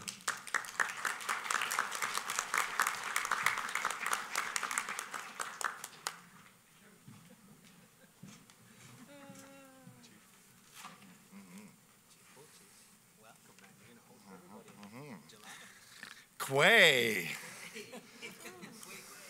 Well, it's buzzable in my language. Good morning, elders, chiefs, delegates, youth.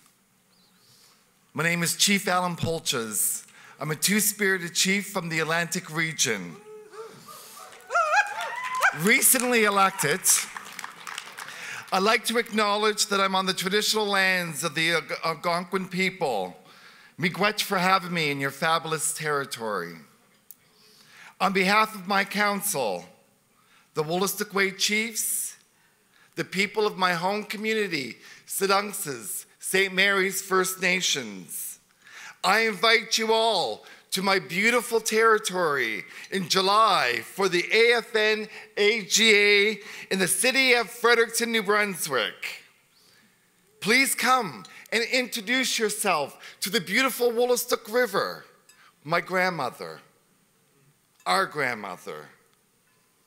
The Wabanaki people of the Atlantic awaits your arrival so we can enrich you with our beautiful Maliseet hospitality.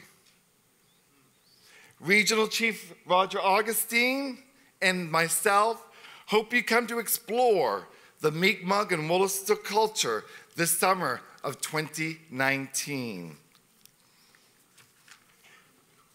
Ladies and gentlemen, here is a glimpse of my beautiful grandmother, the river, my community, and the city host of the Assembly of First Nations Annual General Assembly 2019, St. Mary's First Nations, and the city of Fredericton.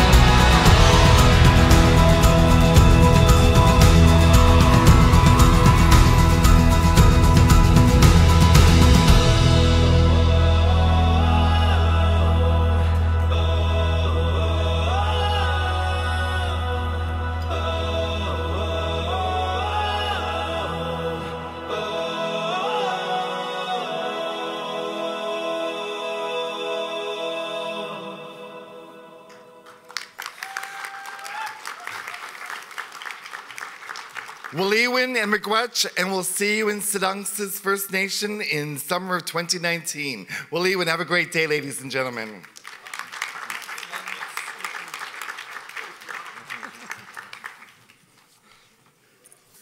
Waliwin to Chief Pulchis as well as to Regional Chief Augustine.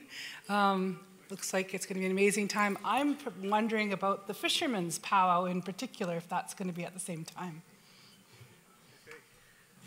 No, just ask. Oh, wait, no. Uh-oh. I have to finish an act. It's always an act, right?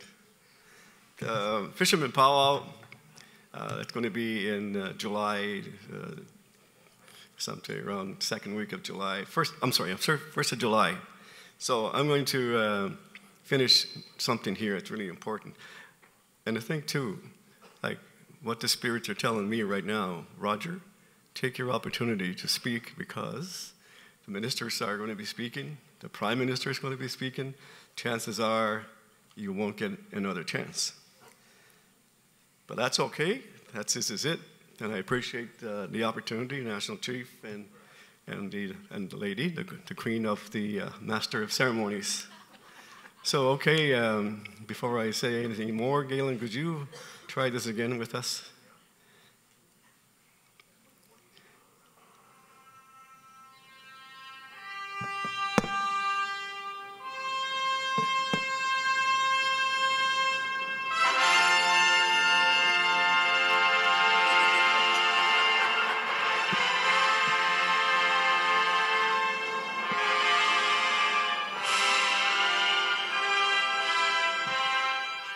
Ladies and gentlemen, see you at the Fisherman Powwow July 1st in Miramichi.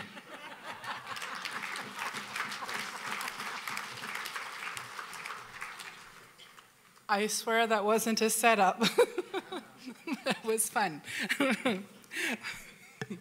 Passons maintenant à notre prochaine invitée pour aujourd'hui. Ça va être l'honorable Carolyn Bennett, ministre des Relations et Couronne autochtone du Canada. L'honorable Carolyn Bennett a été élue députée fédérale Toronto-St. Paul's en 1997 et est réélue depuis jusqu'à aujourd'hui, où elle sert comme ministre. Elle a été ministre d'État à la Santé publique en 2003. Elle a été ministre depuis 2015 et actuellement ministre de la Relation autochtone.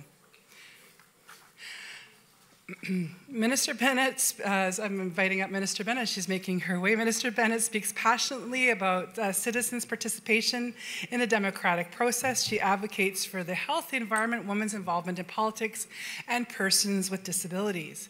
She is also co-author of the book, Kill or Cure, How Canadians Can Remake Their Healthcare System. And we appreciate that she was able to make time for us this morning. I know that all the ministers as well as the party leaders took a lot of juggling going on right now, given that the House is, they're wrapping up with the House in session on December 14th. So please help me in welcoming Minister Bennett to the podium.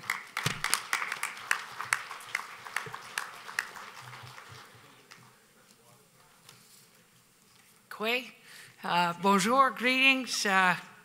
We thank you as always for the elegant job of emceeing, and we acknowledge the drum and the Bear Nation and Eagle staffs, and we obviously thank Rose for the beautiful opening prayer and Chief White Duck for welcoming us to the territory. We acknowledge the elders, veterans, regional chiefs, and c'est un grand honneur d'être ici aujourd'hui. Merci de m'avoir invité à participer à cette réunion importante tenue sur le territoire traditionnel de la nation algonquin. It was indeed moving this morning to the tribute to Chief St. Dennis and the chair for Elder Korshen, and of course the amazing moving tribute to Levi Oakes and the co-talker. And I thank my colleague, Parliamentary Secretary Mark Miller, for making sure that this afternoon he will also be recognized in the House of Commons.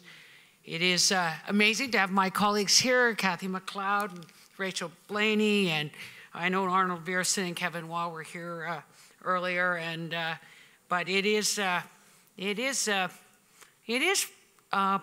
important meeting, and I thank you, National Chief, for as we know, all the organization that it takes to get to this day, and for us to be here with you to listen and learn and reinforce our mutual commitment to what Grand Chief Willie Littlechild calls reconciliation.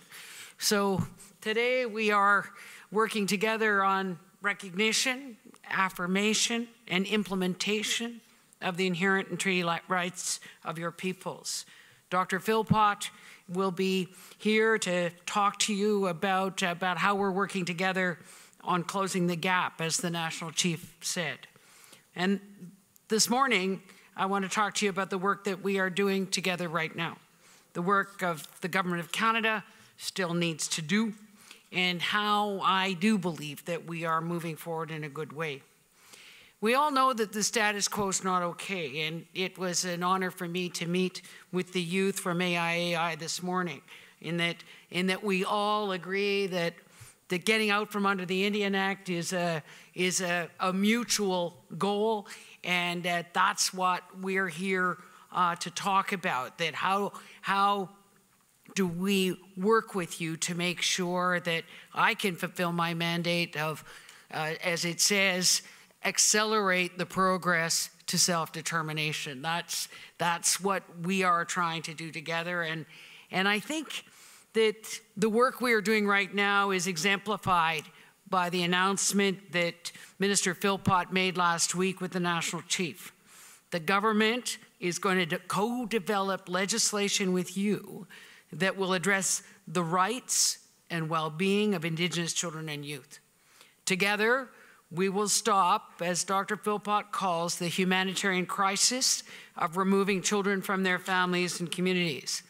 Together, we will work with you to bring your children home and stop the peril of youth aging out of care.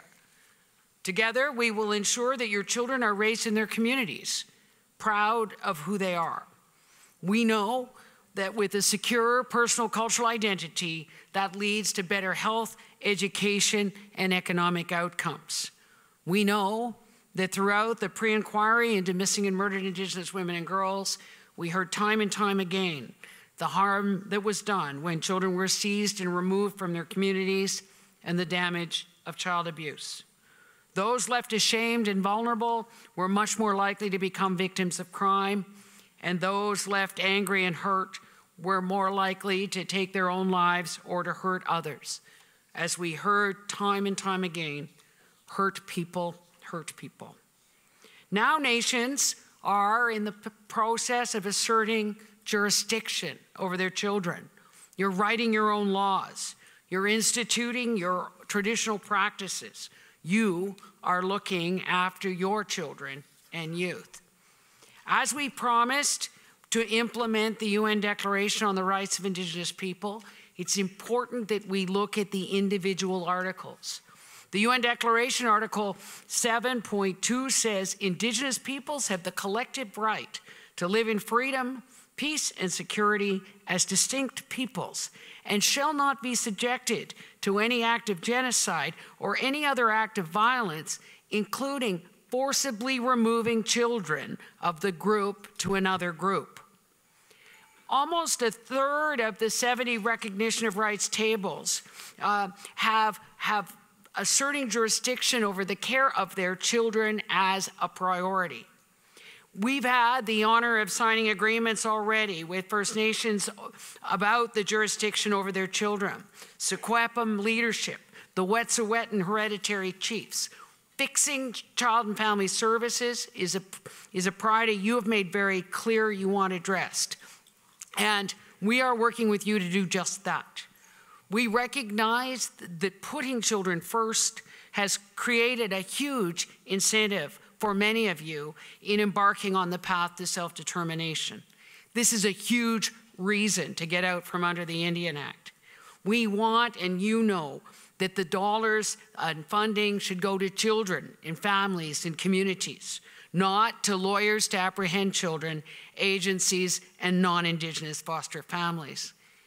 It is really clear also that education and languages are another clear priority, and we sincerely thank you for all of the hard work that you have done on the upcoming Indigenous languages legislation. This morning, we also want to recognize Grand Chief Ed John, who has been named co-chair of UNESCO's Steering Committee on the UN 2019 International Year of Indigenous Languages. We want to work with you to make sure that the revitalization, the promotion, and the protection of Indigenous language is part of the going forward and enshrined in legislation. As you all know, education is another huge priority for nations to get out from under the Indian Act. La Déclaration des Nations Unies sur les droits des peuples autochtones, article 14, dit « Les peuples autochtones ont le droit établi de contrôler leur propre système et d'établissement scolaire où l'enseignement est dispensé dans leur propre langue, d'une manière adaptée à leur méthode culturelle d'enseignement et d'apprentissage. That means that Indigenous people have the right to establish and control their educational systems and institutions, providing education in their own languages in a manner appropriate to their cultural methods and teaching and learning. Beyond being a right, we know First Nations control over First Nations education produces better outcomes.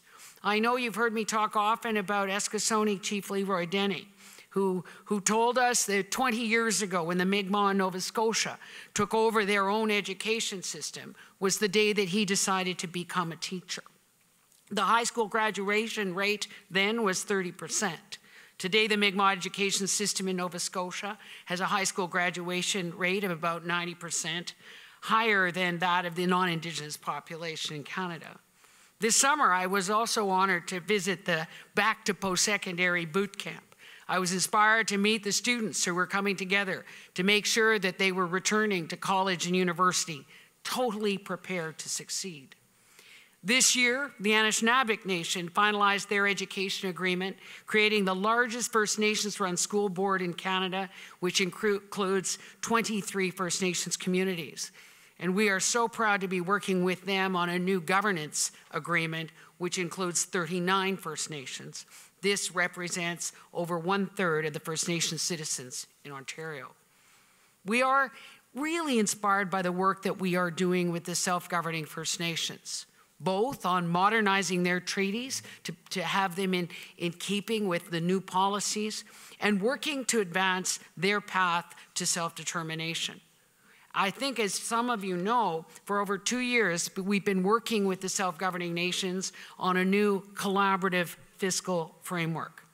We are working together to ensure that self-governing nations are able to address their priorities, or as it says in Article 5 of the UN Declaration, Indigenous people have the right to maintain and strengthen their distinct political, legal, economic, social, and cultural institutions while retaining their right to participate fully, if they so choose, in the political, economic, social, and cultural life of the state. We know that that can only happen with stable, predictable funding, which leads to stronger Indigenous governments. We know that Indigenous nations are not municipalities and cannot be treated as such. We believe that this new collaborative fiscal policies that we have developed with the self-governing nations is truly based in the recognition of these rights, but the real responsibilities of Indigenous governments. Recently, at our meeting with the self-governing nations, Grand Chief George Mackenzie of the Cleachone government spoke about how we are making history when it comes to these agreements. He said, we are on the verge of changing the world, our world, and making a huge step in reconciliation in this country. I have to say it was one of the best meetings I've ever had. I actually asked if I could get his remarks framed for my wall, and that it was that good. The nations were clear that they'd hoped that this new collateral policy will make it easier for other communities to begin the work to self-determination when they know at the end of that hard work that there will be stable, predictable funding, that things like own source revenue and loans and all of these things that were deterrents will be gone. And of course, we still have much more work to do.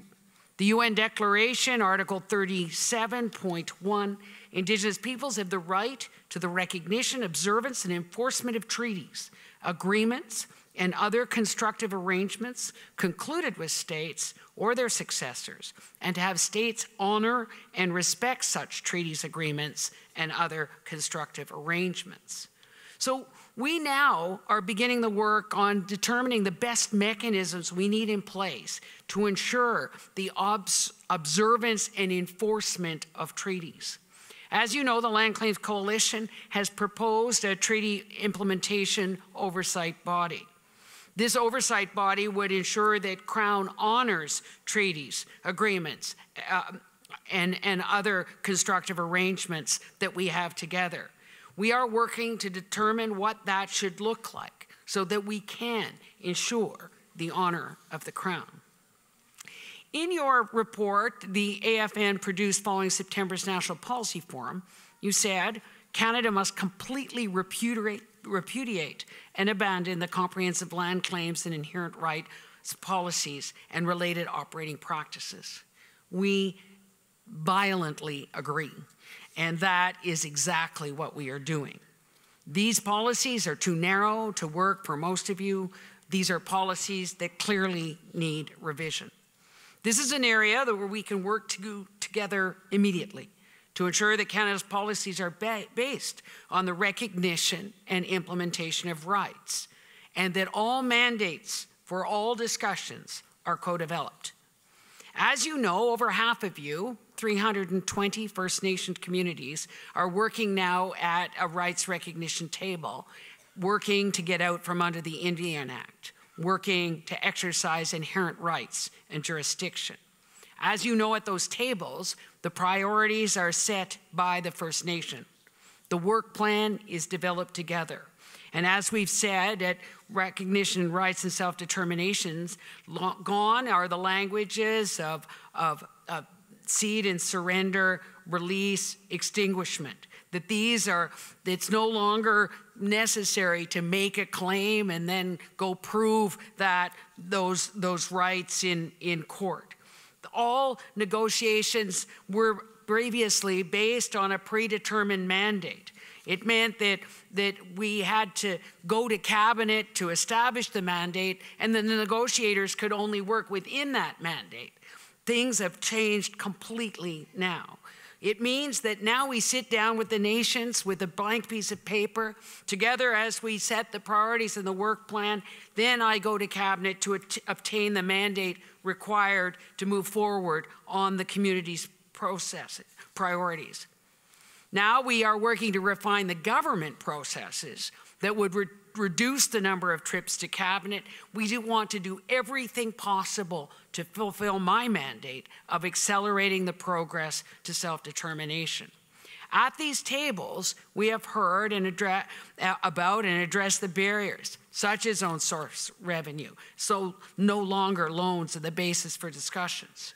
The problem is right now we're working without a net. Currently, the written policies of the federal government don't align with what we're actually doing. So it's time for us to work together to formally adopt this new approach for generations to come. In the BC treaty process, we're working hard on new and innovative approaches to modern treaties. We are grateful for the hard work and the concrete suggestions that the BC First Nations have provided for reform. We have said that we believe legislative changes are necessary to ensure all future governments recognize Indigenous rights and the right to self-determination. We, as you've heard, are moving forward on some legislation following the Truth and Reconciliation Commission's call to action. Legislation on child and family services, legislation on Indigenous languages, changes in the oath of citizenship, and standing up the Reconciliation Council, which represents 4 of the calls to action. All are elements of a suite of legislation that will become part of our commitment to changing the relationship. Today, I want you to know that we have clearly heard you, that you want more time and more deep engagement before legislation is developed that speaks to your inherent and treaty rights and reconstituting nations. The Prime Minister has promised that we will take the time to get this right. That's what working in partnership means. As we work together on the new specific claims policy, we will now work together on the necessary reforms to the comprehensive claims and inherent right policies. We really do want to get out of the way so that First Nations are strong and better able to unquestionably assert your rights and jurisdiction. We know that Indigenous rights have existed since time immemorial, that we know that they did not come from the Constitution or laws or court rulings. We know that First Nations must chart their path of decolonization. They must chart their path to get out from under the Indian Act, but we know we have to change our ways. We have to change our ways if we're going to be a good partner on the way forward. So I believe we really are on our journey of reconciliation. It's together as the two-row wampum described. But Canada is currently trying to navigate the waters in a big, leaky, old colonial boat. For years, we've tried to patch this old wreck, and we've been bailing it with a thimble. We all know that this isn't going to work. The status quo is no longer acceptable. We have to be able to keep up with you, with your aspirations and your goals. So I believe Canada needs to get out of that colonialist boat, run it ashore, leave it to rot, or at least put it up in dry dock and rebuild it. We need a vessel that can navigate the changing waters, one that can keep pace with your vision and aspiration, one that is no longer holding back the promise for your children and grandchildren and their grandchildren. We know that Indigenous peoples are leading the way on reconciliation. We know the youth are impatient to get on with the change. We need to ensure that Canada can keep up with you. It needs to be able to keep up with you across all departments, and it needs to keep up with you from the cabinet table down to the public servants on the front line. But I think it's an exciting time. We want to work on this new ship, and we want to get it in the water, because we know the current is with us. We want to honor the understanding of the two-row wampum. We want to honor the spirit and intent of the treaties that the Crown signed with you. Today, I hope our ancestors are looking down and proud of the work that we are doing together. Le Premier ministre est déterminé à renouveler les relations du Canada avec les Premières Nations, les Inuits et les Métis. Sont fondées sur la reconnaissance des droits, le respect, la coopération et le partenariat. I am truly looking forward to working with you. We know we have to eliminate the paternalism that held us back. We know that it actually we have to work, as the National Chief said, on the racism and the stereotypes, that we ensure all Canadians understand the real history of this country, understand an Indigenous worldview, understand that thinking 7 generations out, protecting Mother Earth, listening to wise women and elders and youth is the only way forward, but also the leadership, the Indigenous leadership of asking, not telling. So we're looking forward to a partnership that actually feels like a partnership to you, a partnership that will deliver results for your communities, in which the dreams of your children and your elders are realized. I really believe we can do this. I really believe the current is with us. Thank you. Merci. Miigwech.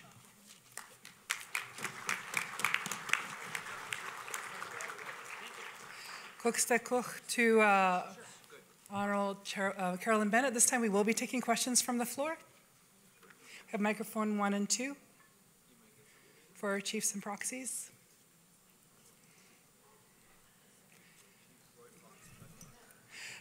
Microphone number 2, please. Chief Roy Fox, Blood Tribe. OK. ni sto ko ka makini ma ni tsikaina kon. Thank you, National Chief, and for your words this morning.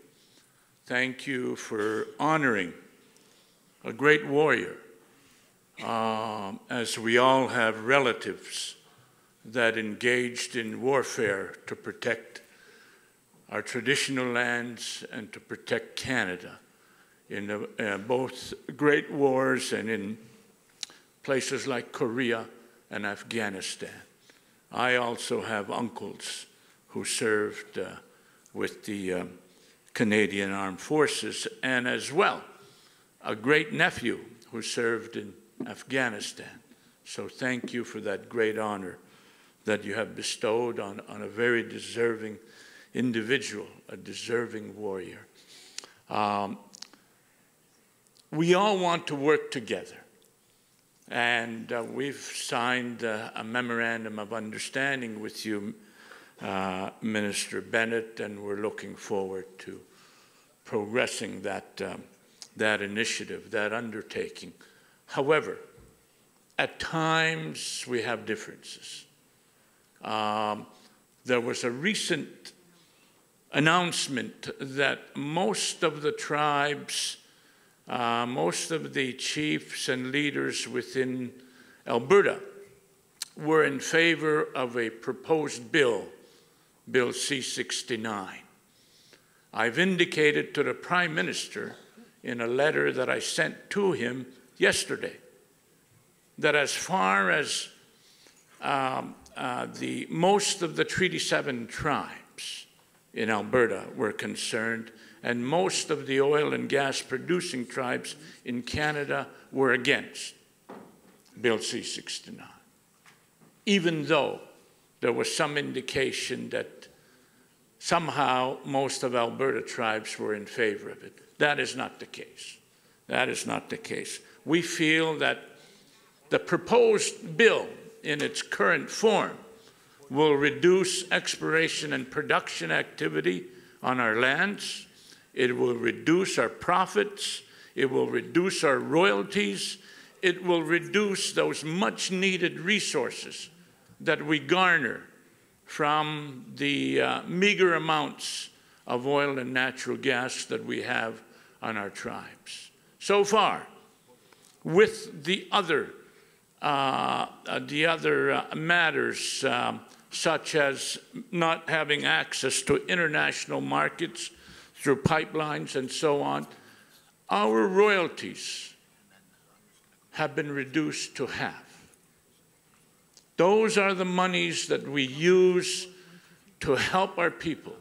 I represent 13,000 members of my nation. Along with other chiefs, I also represent 45,000 members of the Blackfoot Confederacy in the Americas, because some of them are in the Montana side. So I just wanted to make it clear that we do have concerns. We hope that you will encourage the Prime Minister to make some response back to us. And I will definitely be against that proposed resolution that will be coming up supporting Bill C-69. We do not support it in its current form. Thank you. Thank you, Chief Fox. Sure. Microphone to my right, please. Thank you, Chief. I think that obviously, in terms of Bill C-69, the reason why a lot of the oil companies are in favor of it is it gives the kind of certainty that means at the very first idea of a project, Indigenous peoples and Indigenous knowledge must come to that proposal in order to make sure that good projects are approved quickly, medium projects can get made better, and bad projects are rejected. And so the reason why I think we've got support for it, but I will certainly take it back, and if there are changes to it that you think, but I think it is a bit like we've seen in land claim, the Inuit land claims, where decisions are taken together, that you get more certainty and more activity, actually, but good activity. So I'll take that back, and I think obviously in terms of resource revenue sharing, this is something that will be very much on the agenda, I think, with the Prime Minister and the Premiers as well. My older sister has allowed me to speak in reply to the response, and I never argue with her. So, anyways, just quickly, one of the major concerns is that anybody in the world can go against any development with respect to resource development on our lands. We have been stewards of our traditional lands and now our reserve lands for thousands of years. We are very well regulated. We are regulated by the federal government. We are regulated by the Alberta government, and we regulate ourselves. In 70 years, in the 70 years, we have been realizing some profit from our oil and natural gas resources. We have never had one accident. Countless pipelines, whether they're gathering systems, laterals, or major pipelines, go through our lands, and we have ensured that there have been no accident, no harm has come to our lands, our waters, our animals, our people, our air. But Bill C-69 in its present form is going to harm us. Thanks again. Thanks, Chief.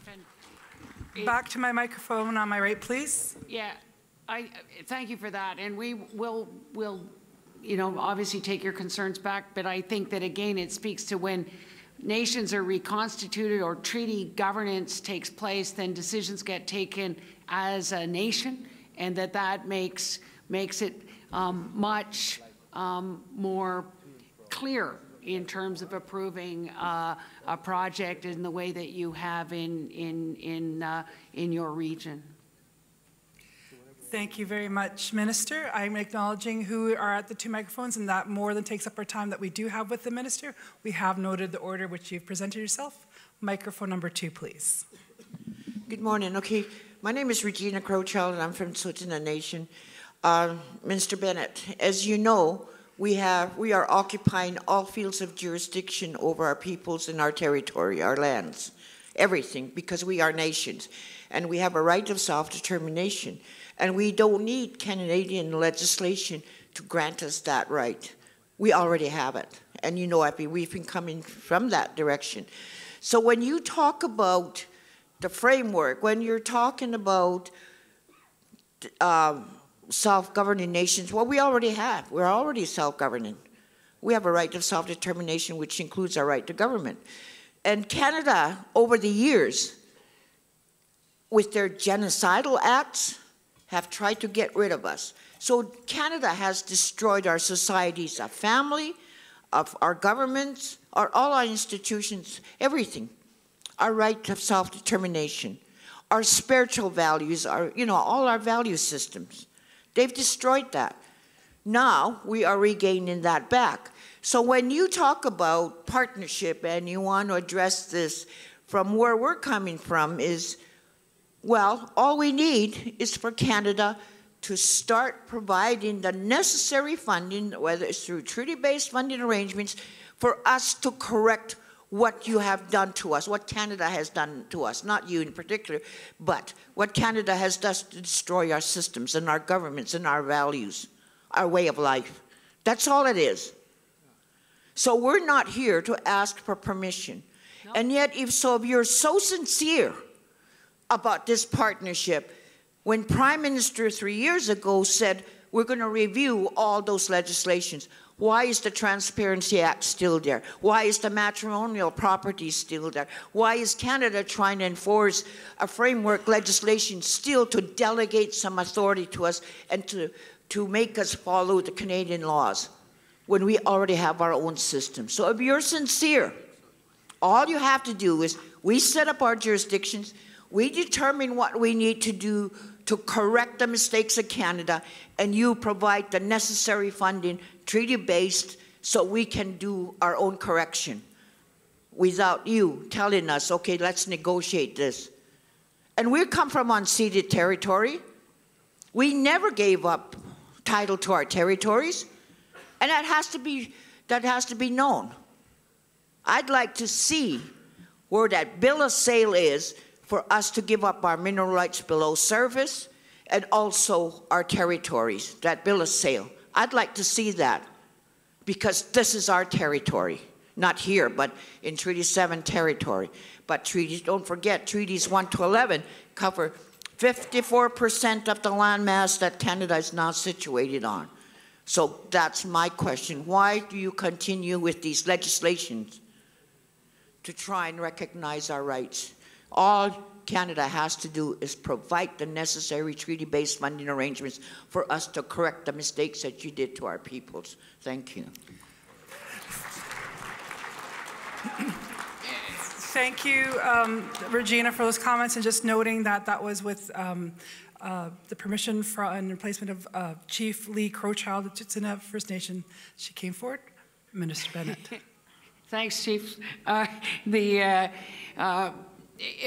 you're totally right that it is about treaty governance, treaty decision-making, but it is about, because we need people to get out from under the Indian Act. I think what Grand Chief Joel Abrams described this morning is it's a withdrawal of federal jurisdiction that ends up having to be done in an intentional way, and we agree that we're not giving you anything you don't already have. You have inherent in treaty rights, and we just want to make sure that we and our laws and policies are out of the way of that, but also working with the provinces and territories. And that's why I think the legislation on child and family services becomes so important, because it means that it's telegraphing to the provinces and territories, you have the right to have jurisdiction over your children.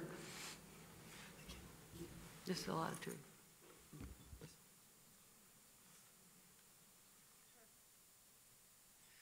Thank you very much, Minister Bennett. We're going to go over to microphone number 1, please.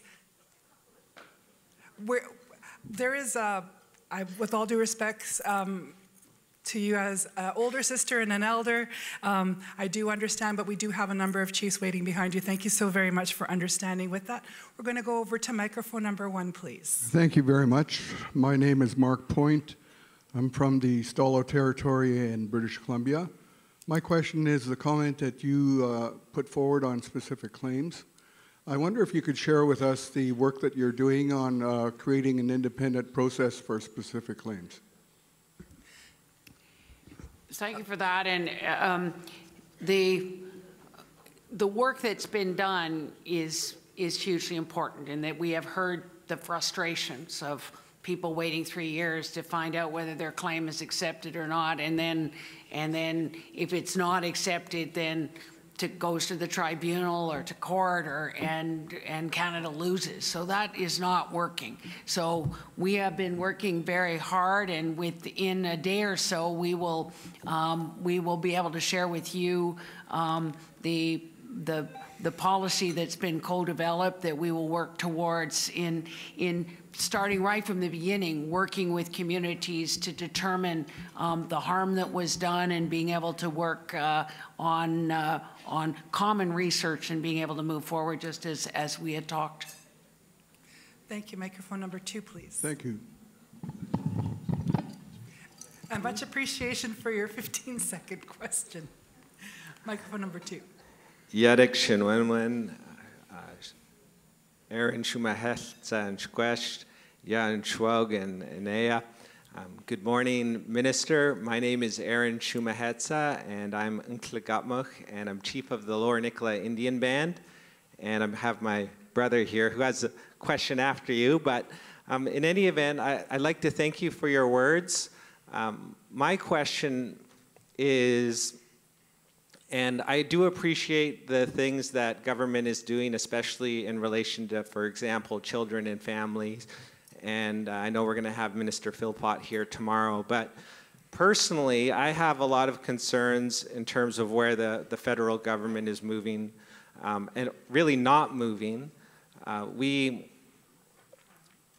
heard in all due respects, and no disrespect, but when it comes to where I come from in the interior of British Columbia, it's been over 100 years since we had the Wilfrid Laurier Memorial, where the interior chiefs spoke about the importance of dealing with the land issue and of course rights to our land.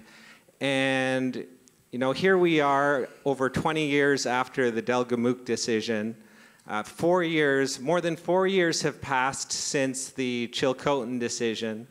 And with all due respect, I agree, we have to look at specific claims, we have to look at comprehensive claims. But what about the title issue? What about our land and our rights? And I feel like the government isn't doing anything. And you know, you say all the right things, but when it comes to action, I don't think the government's doing anything. So I appreciate the fact that we as the Indigenous peoples need to be proactive and not expect the government to do everything. We need to get our own house in order.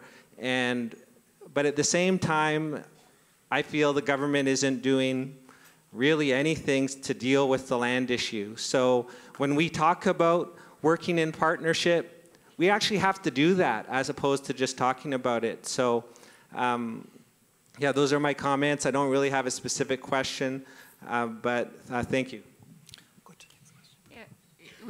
I must say that I was very, very inspired by the work that both the Stolo Nation and Ktunaxa have done even within the BC Treaty process, that take off on a creative and innovative approach to a core treaty and then side arrangements and even the agreement we signed this weekend with Lake Babine, 25 years towards title.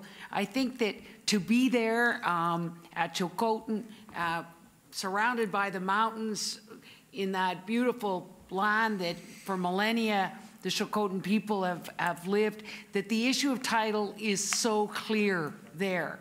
And so we want to move with you on all of these things, but it is, there are other parts of Canada where title may end up being shared amongst nations or in terms of the history, that each situation is unique, but I'm very, very heartened by the work that we are doing. I think that we don't think that Haida Gwaii should have to go to the Supreme Court to be able to have title. It's clear. And so that's why we come to the table with the elected chiefs and the hereditary chiefs to work on the way that we will work together. So it is about the implementation of those rights, and that's why I think it's an exciting time in the unique situation of each of the nations. Thank you, Minister. Microphone number 1, please. Chief Denise Stonefish, Alnapawi Lakawi, Delaware Nation. Good morning, Minister Bennett. Your words this morning were very good words. And again, it's in relation to some of the other former speakers here that said that it's about the implementation and the action. It's unfortunate at this point in time that a majority of our AIAI member chiefs aren't here to address you. So I guess that leaves me here to hold the fort or hold up the canoe, however you want to look at it. To us, you know, the partnership, the treaties are a partnership. It's 50-50. And I don't think that any piece of legislation is going to change that. And the government has got to realize that they are the partner. And at to echo the comments of Regina Crowchild, again, it's 50-50. We're talking resources. And I believe that a number of our First Nations are tired of managing our own poverty, and we need to do something about that. The government needs to pull up their socks and do the right thing and provide the right funding for that. After all, the treaties have identified First Nations or nations as sovereign nations. And we're not going to let that go. As Chief Dean Sayers has says, show us the receipt. Thank you. Thanks so much, Chief. And I hope all of you, as we worked with the self-governing nations, self-determining nations on this collaborative fiscal policy, I think it's something that all of you will find really progress and change in terms of what stable, predictable, adequate funding to manage a nation, including language and culture, including all of the things that you need as governments. And I understand that Deputy Grand Chief Gord Peters has a suggestion of how to move forward, and we're just open to whatever will work is the way that we want to work in getting people out from under the Indian Act with the ability to govern. Thank you, Minister. Microphone number 2, please. Hansla, Cookstam, Madam Chair. Election 1 in Squash, Lise Behan, Cook, Bevan, Selectcook. Good morning, everyone. My name is Lise Behan. I'm the Chief of the Coldwater Band in British Columbia. I have 2 questions for you, Minister Bennett. I just wanted to follow up on a question I asked you last year about Canada's unremedied breach of fiduciary duty and the ongoing trespass of the Trans Mountain Pipeline through the middle of my reserve. We talk about the pipelines, talk about the expansion of the pipelines, and yet the first one isn't even dealt with. We've been trying to meet with Canada, and we haven't had any more meetings. And you talk about rights and recognition.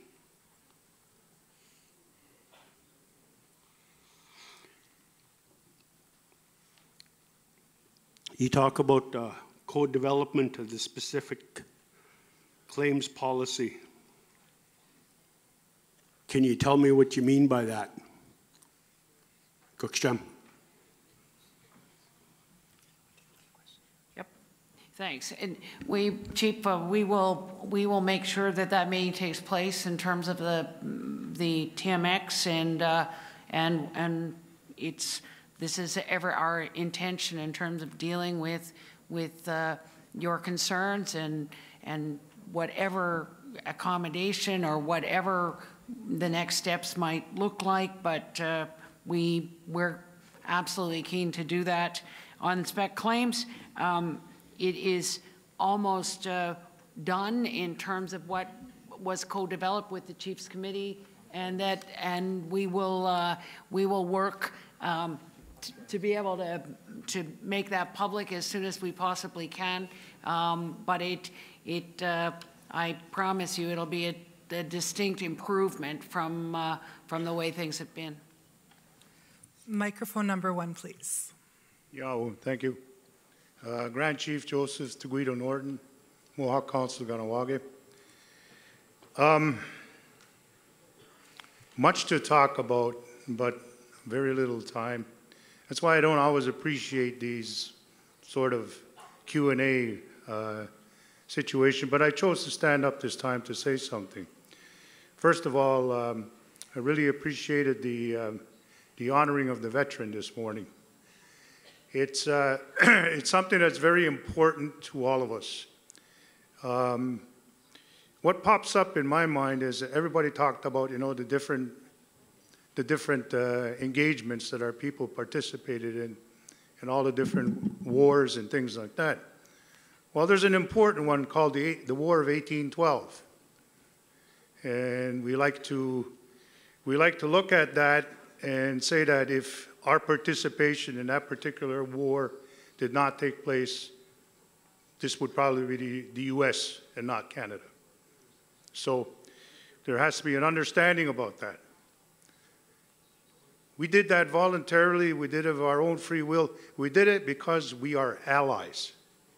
We were allies then. We are still allies now. We will be allies into the future. Not citizens under the Crown, not citizens under Canada's citizenship type of circumstance and situation. That leads me to some of the earlier comments you made in terms of the Turo Wampum, a very important piece of Iroquois history in terms of relations with everybody that came to Turtle Island over the last 500 years or so. As far as we're concerned, and you know this quite well, I've said this before to you, and I'll keep on saying it again, it is alive and well as far as we're concerned. If you want to talk about a relationship, then you start with that. And that's where nobody imposes on the other. If something's going to happen between us, it's by agreement, by arrangement. And maybe that's the reason why we don't have treaties here in the East. The Mohawks don't have any treaties, or they do have treaties that they predate the present circumstances that we're in at this point in time. There are many, many treaties, but they're very ancient, very old, but they still hold a lot of they still deserve the respect and the honoring of those things that were done way back when. So fast forward to today, there's one particular issue that looks us right in the face every day, and that is S3. You did not touch on that. You did not talk about that. That's such an imposition on us in terms of who our people are and who can reside in our territories. And you know, and the future doesn't bode well with my last point, with S3, and I hope people in this room here and across this country will look at it from a national point of view. And the imposition is that just for the Mohawk people, we heard recently that just the Kahnawake list, there'll be between 35 to 65,000 people who will be registered here in Ottawa, become status, who then have the right to go down the river, to come to Kahnawake and make demands. So those are the kinds of things that have to be looked at. You go back in time, allies don't do that to each other, you know.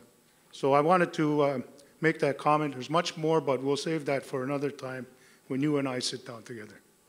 Yao. Now, and Chief, it is, thank you for that, and thank you for the reminder of allies and the War of 1812 and the honoring of the veteran. I must admit it was very emotional for me. My dad was 93 when he died.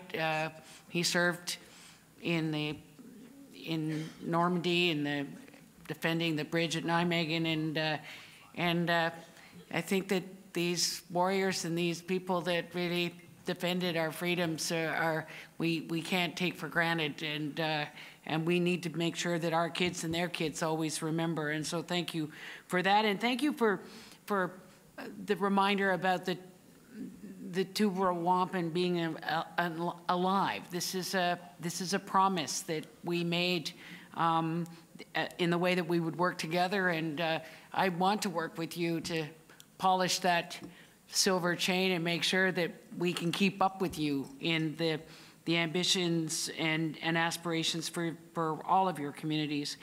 On S3, as you know, Deschanel is a court decision that and that we are following up. Claudette Dumont-Smith is now out doing the kind of engagement that will make sure that that whether it's pre-51 cutoff or whether it's the other issues around enfranchisement, all of the other issues, to make sure that in any coming into effect that communities would have the resources necessary.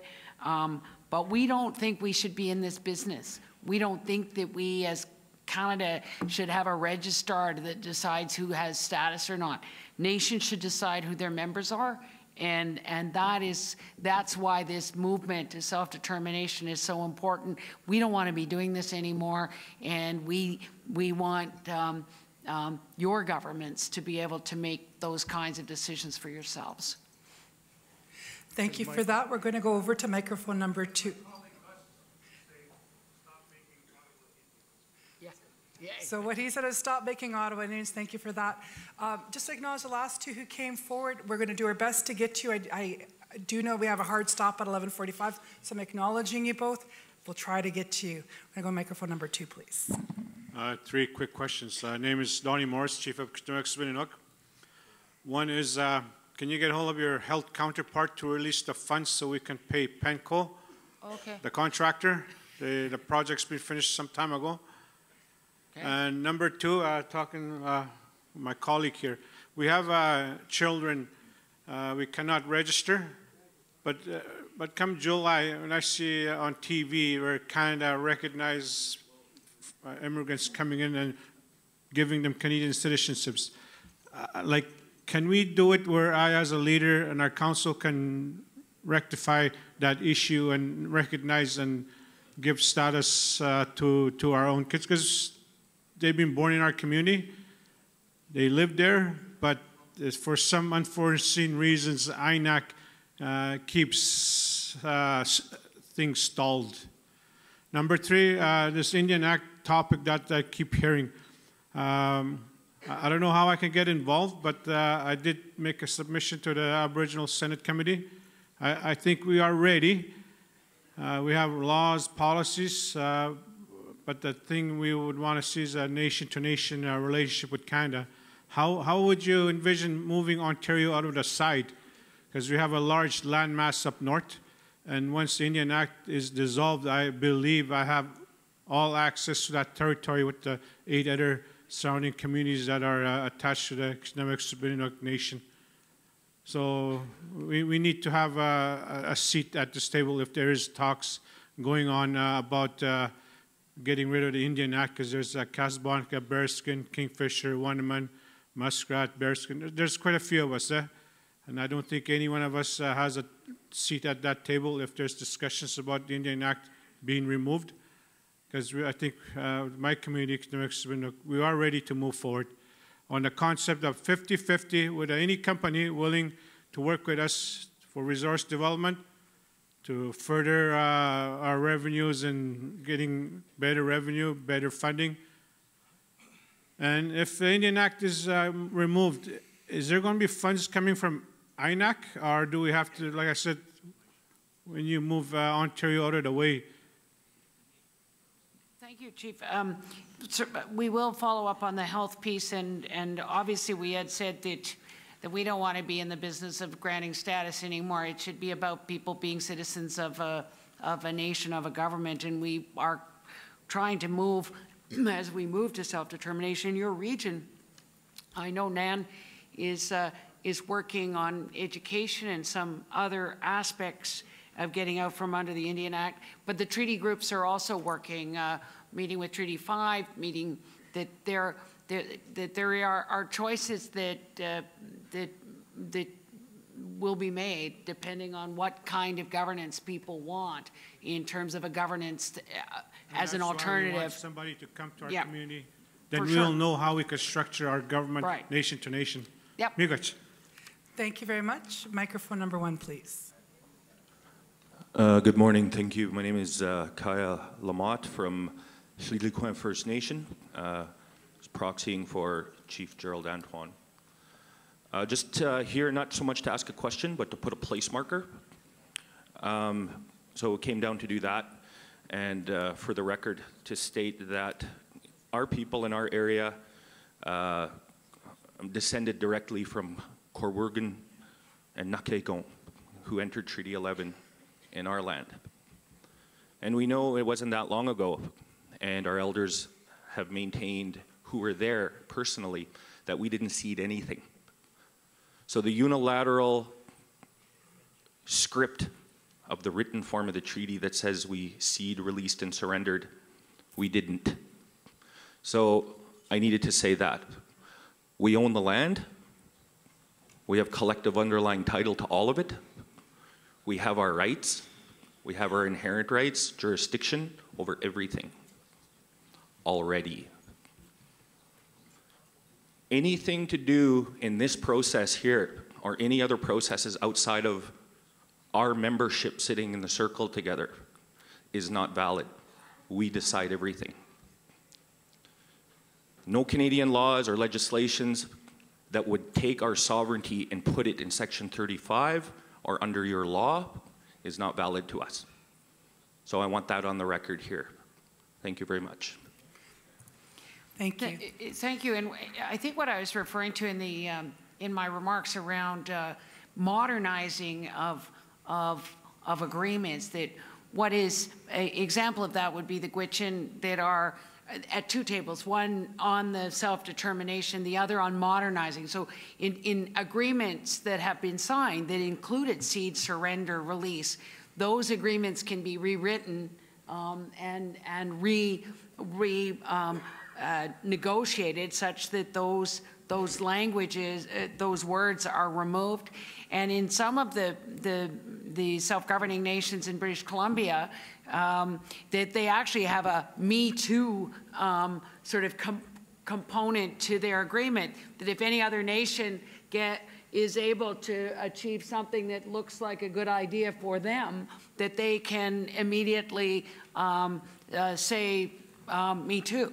We would like that as well. And so that's why the modernization of the treaties agreements and other constructive arrangements there's nothing full and final anymore that is like a divorce. This is clearly a marriage where you have to change, and things like climate change, things like court rulings, there's lots of things in motion that means our agreements have to be flexible and able to move forward with the times. Thank you very much, Minister. Microphone number 2, please. Kamat Hozo, Shojre, Roberta Joseph, Hake, Trundakwichin, Huchin, Dawson City, Huchin, in the Yukon. I'm Roberta Joseph. I'm the chief of the Trundakwichin in Dawson City, Yukon. And I would just like to express my appreciation to Minister and National Chief for changing the language. After 15 years for modern-day treaties and self-governing First Nations, we're finally starting to hear a new language that gives us a lot of hope that National Chief spoke about this morning, which we fought for 15 years or advocated for 15 years as a Land Claims Coalition across Canada to have Government of Canada to change, to dock that old vessel, to change the policies so that our First Nations can work with the Government of Canada, not the Department of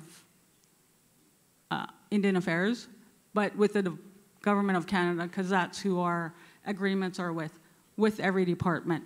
Negotiating infrastructure funding with the Department of Infrastructure, negotiating education funding with the Department of Education, and not being capped under one department where it doesn't meet our treaty responsibilities as a three-party government. Modern treaties are in 40% of Canada and mainly right across the north. Like to hold you up for finally speaking that language, and it's been a long time coming in this forum here. Recognizing that, as well as recognizing that we're not on reserve, but that's okay, because the lands that we ceded belong to us. We make the decisions on those lands. We own it, surface and subsurface rights. We provide the permits on those lands. We pay property taxes in the municipalities that we live in. We outright own those lands. And this year, my First Nation has proudly celebrated 20 years of self-governing First Nations. And we manage ourselves. We manage everything that we do. We manage our lands, we manage our budgets, we manage our environment, we manage all of our programs. We develop our laws, and they are legal laws paramount to territorial and federal laws. So they're above those laws. Our laws are legal. We have to consult. We have to consult with the other governments when we develop our laws and hear their responses as well. vice versa. Although we have modern-day treaties, we, as I mentioned, have advocated for 15 years to have recognition and also to work towards holding the Government of Canada responsible for its fiduciary obligations and allowing the adequate funding resources, and we hope that can happen during this term. So that's a big responsibility, and we would like to see that happen because we don't know what's going to happen after next October. We don't want to step back where nobody listened to us then, and we continue to remain hopeful that so far that you and your colleagues would take that seriously and complete the tasks that we set out to do in terms of the collaboration agreements and those things. Masito. Thank you. My regrets to the other two waiting speaker. As I had noted earlier, we would try to get to, unfortunately, we're out of time. We're going to go for our final comments from Minister Bennett. Well, I think it's Chief Roberta, it's great that you have the benediction of hope here in this dialogue, in that and explaining that it really is about all government departments, and in the hard work that you've done with Yukon Chiefs over these last couple of years on the collaborative fiscal arrangement, it means that that it is a whole of government approach, including the Department of Finance, that actually understands what you need in order to run your governments. And so that's why I think it's been very exciting, the work that you've done. And I think when we first formed government, that if the self-determining nations were grumpy about their fiscal relationships or about the way that they weren't being treated as a partner, then it's very hard to have others want to join them in that space as self-governing nations. And I think we've worked very hard together, I think, to get to a very good place now. And we thank you for all the hard work and really the results that it's brought to all of us. Just want to thank my co-chair for following up with the two speakers we were unable to get to so that they can be attended to later on with the minister. I call up National Chief at this time. Just quickly, and Minister, thank you for being here. I know Chiefs, we have always tried to make our assemblies more interactive, and we've asked the ministers and everybody that comes to not only speak, but to take questions. And we always seem to run out of time, and my apologies, Chief Ignis Gull and Chiefs, but there'll be sidebars, there'll be some other times as well over the course to have access to the minister. So just so you know, Chiefs. And so, Minister Bennett, I know you've got a long journey and good things, and we have a gift to acknowledge your presence here from our Assembly of First Nations, the executive, for coming. You have a difficult job, and we want to make sure at this cold time of year that your feet are warm. So on behalf of our Assembly, we present this pair of moccasins to walk softly in a good way. Thank you. Keep your feet warm, and thanks so much. Make sure the Chiefs have access. Oh, yeah, we have lots of work to do. Thank you so much. Okay, good.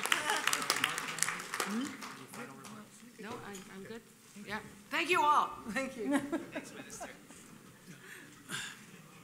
And so we'll ask the minister's staff to please make sure that Chief Munoz and Chief Gull have that direct access to the minister as quickly as possible. They are both seated in this location here.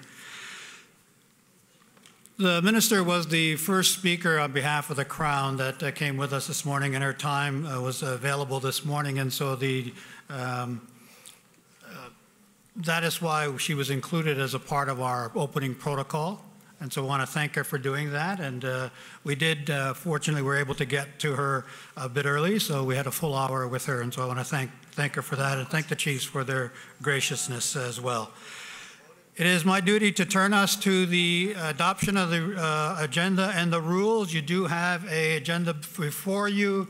We have 30-plus topics and speakers, 27 on-time resolutions, 12 very brief dialogue sessions, 5 ministers of the Crown, 3 party leaders, 1 prime minister, and a parliamentary reception, and then a gala, as I said earlier, where we would have 5 golden rings and a partridge in a pear tree. With that, may I have a mover for the agenda and the rules? Your name, please.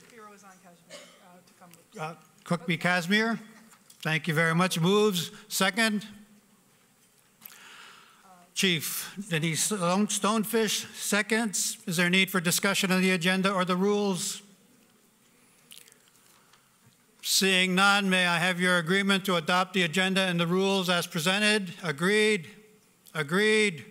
Agreed. Agreed. Because sometimes they're back there. All right, so having channeled former Chairman Joe Muskokoman into the discussion, the rules and the agenda as presented are adopted. Thank you very much, ladies and gentlemen. We have 10 minutes before the lunch break. With your permission, we will turn to the resolutions. Let us turn to draft resolution 1 before we take our noon break, and we will reconvene here at 1 o'clock. Resolution number 1 is about the international, let me get it in front of me here. Yes, I just want to get my list. Oh, thank you very much. United Nations International Decade of Indigenous Languages, moved by Grand Chief Ed John, proxy for Tlahtson First Nation, seconded by Chief Nelson Toulouse, Sagamuk Anishinaabeg First Nation. Grand Chief John and Chief Toulouse, are you present in the Assembly? I see Chief Toulouse. I saw Grand Chief John earlier. Not seeing him immediately, is there another chief or proxy who would stand as the mover of this motion? Willie Littlechild. Just as a matter of protocol, I don't see a red lanyard there, as much as we'll take him as the honorary mover for sure. I do need a chief or proxy to move this motion. Red lanyard. Is that Chief Valerie Richer? Thank you very much, Chief Richer. Appreciate that. So properly moved and seconded. Resolution fairly straightforward. The therefore be it resolves on the screen and in your package. The Chiefs in Assembly call upon the General Assembly of the United Nations to make a timely declaration of an International Decade of Indigenous Languages.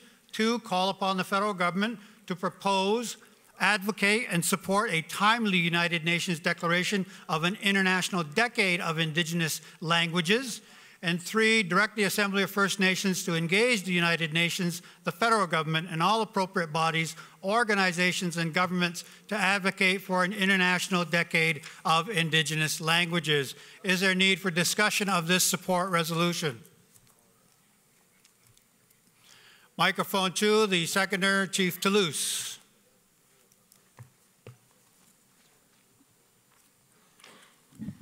Bonjour, Kinagoya.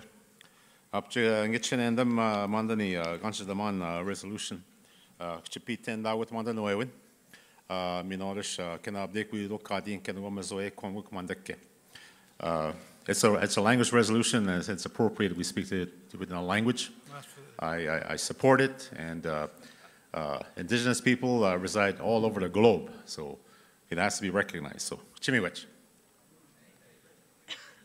Thank you very much. Any need for further discussion of this resolution on languages? Seeing none, may it be said that we have your agreement to adopt this resolution by consensus? Agreed? Agreed? Agreed? Agreed. Thank you very much. Ladies and gentlemen, adopted by consensus. And just to be official about it, Grand Chief Willie Littlechild was the honorary mover of that motion, and I do want to also double check, was there any objections or abstentions from that resolution, just to be official? Seeing none, thank you very much, ladies and gentlemen. Number 3. Okay.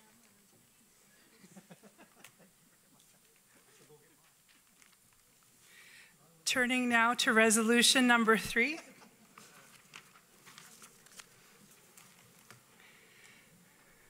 First Nations oversight of Canada's National Poverty Reduction Strategy. Can we have draft resolution number 3 up, please? This was moved by Chief Byron Lewis of the Okanagan Indian Band and seconded by Chief George Cote of Cote First Nation. Do we have Chief Byron Lewis present at this time?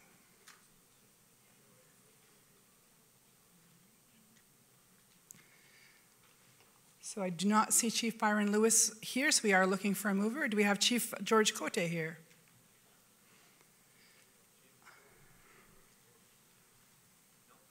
So we are looking for a mover and a seconder for this draft resolution number 3. Okay. Okay, we got 3 hands up, so.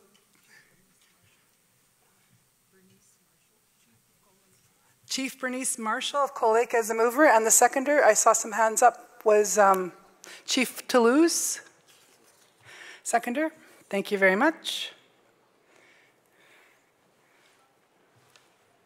Okay, excellent. So this is under Economic Development and Social Development. This was part of your on-time package, and as is my nature, I will be reading in French, therefore be it resolved. Pour ces motifs, les chefs en assemblée enjoignent l'Assemblée des Premières Nations APN de demander au gouvernement fédéral de veiller à ce que les conseils consultatifs nationaux sur la pauvreté comprennent une représentation The National Advisory Council on Poverty includes First Nation representation to ensure the unique needs and rights of First Nations are recognized and respected as Canada implements its poverty reduction strategy. 2. Direct the Chief Committees of Economic Development, the Technical Working Group on Social Development, and the First Nations Technical Working Group on Human Resource Development to work together in identifying a First Nation candidate to be recommended as a representative to the National Advisory Council on Poverty. And number 3, direct the Technical Working Group on Social Development and the Technical Working Group on Labour Force Development to work with Employment and Social Development Canada, ESDC, officials on the implementation of its poverty reduction strategy in First Nations. Need for further comment at this time from mover and seconder? You got a head shake, and where was Chief Bernice sitting? Chief Marshall. Where's this? No good? Okay, they're okay. You okay? Did you wish, so Chief Marshall, you wish to speak to this? So microphone number 1, please.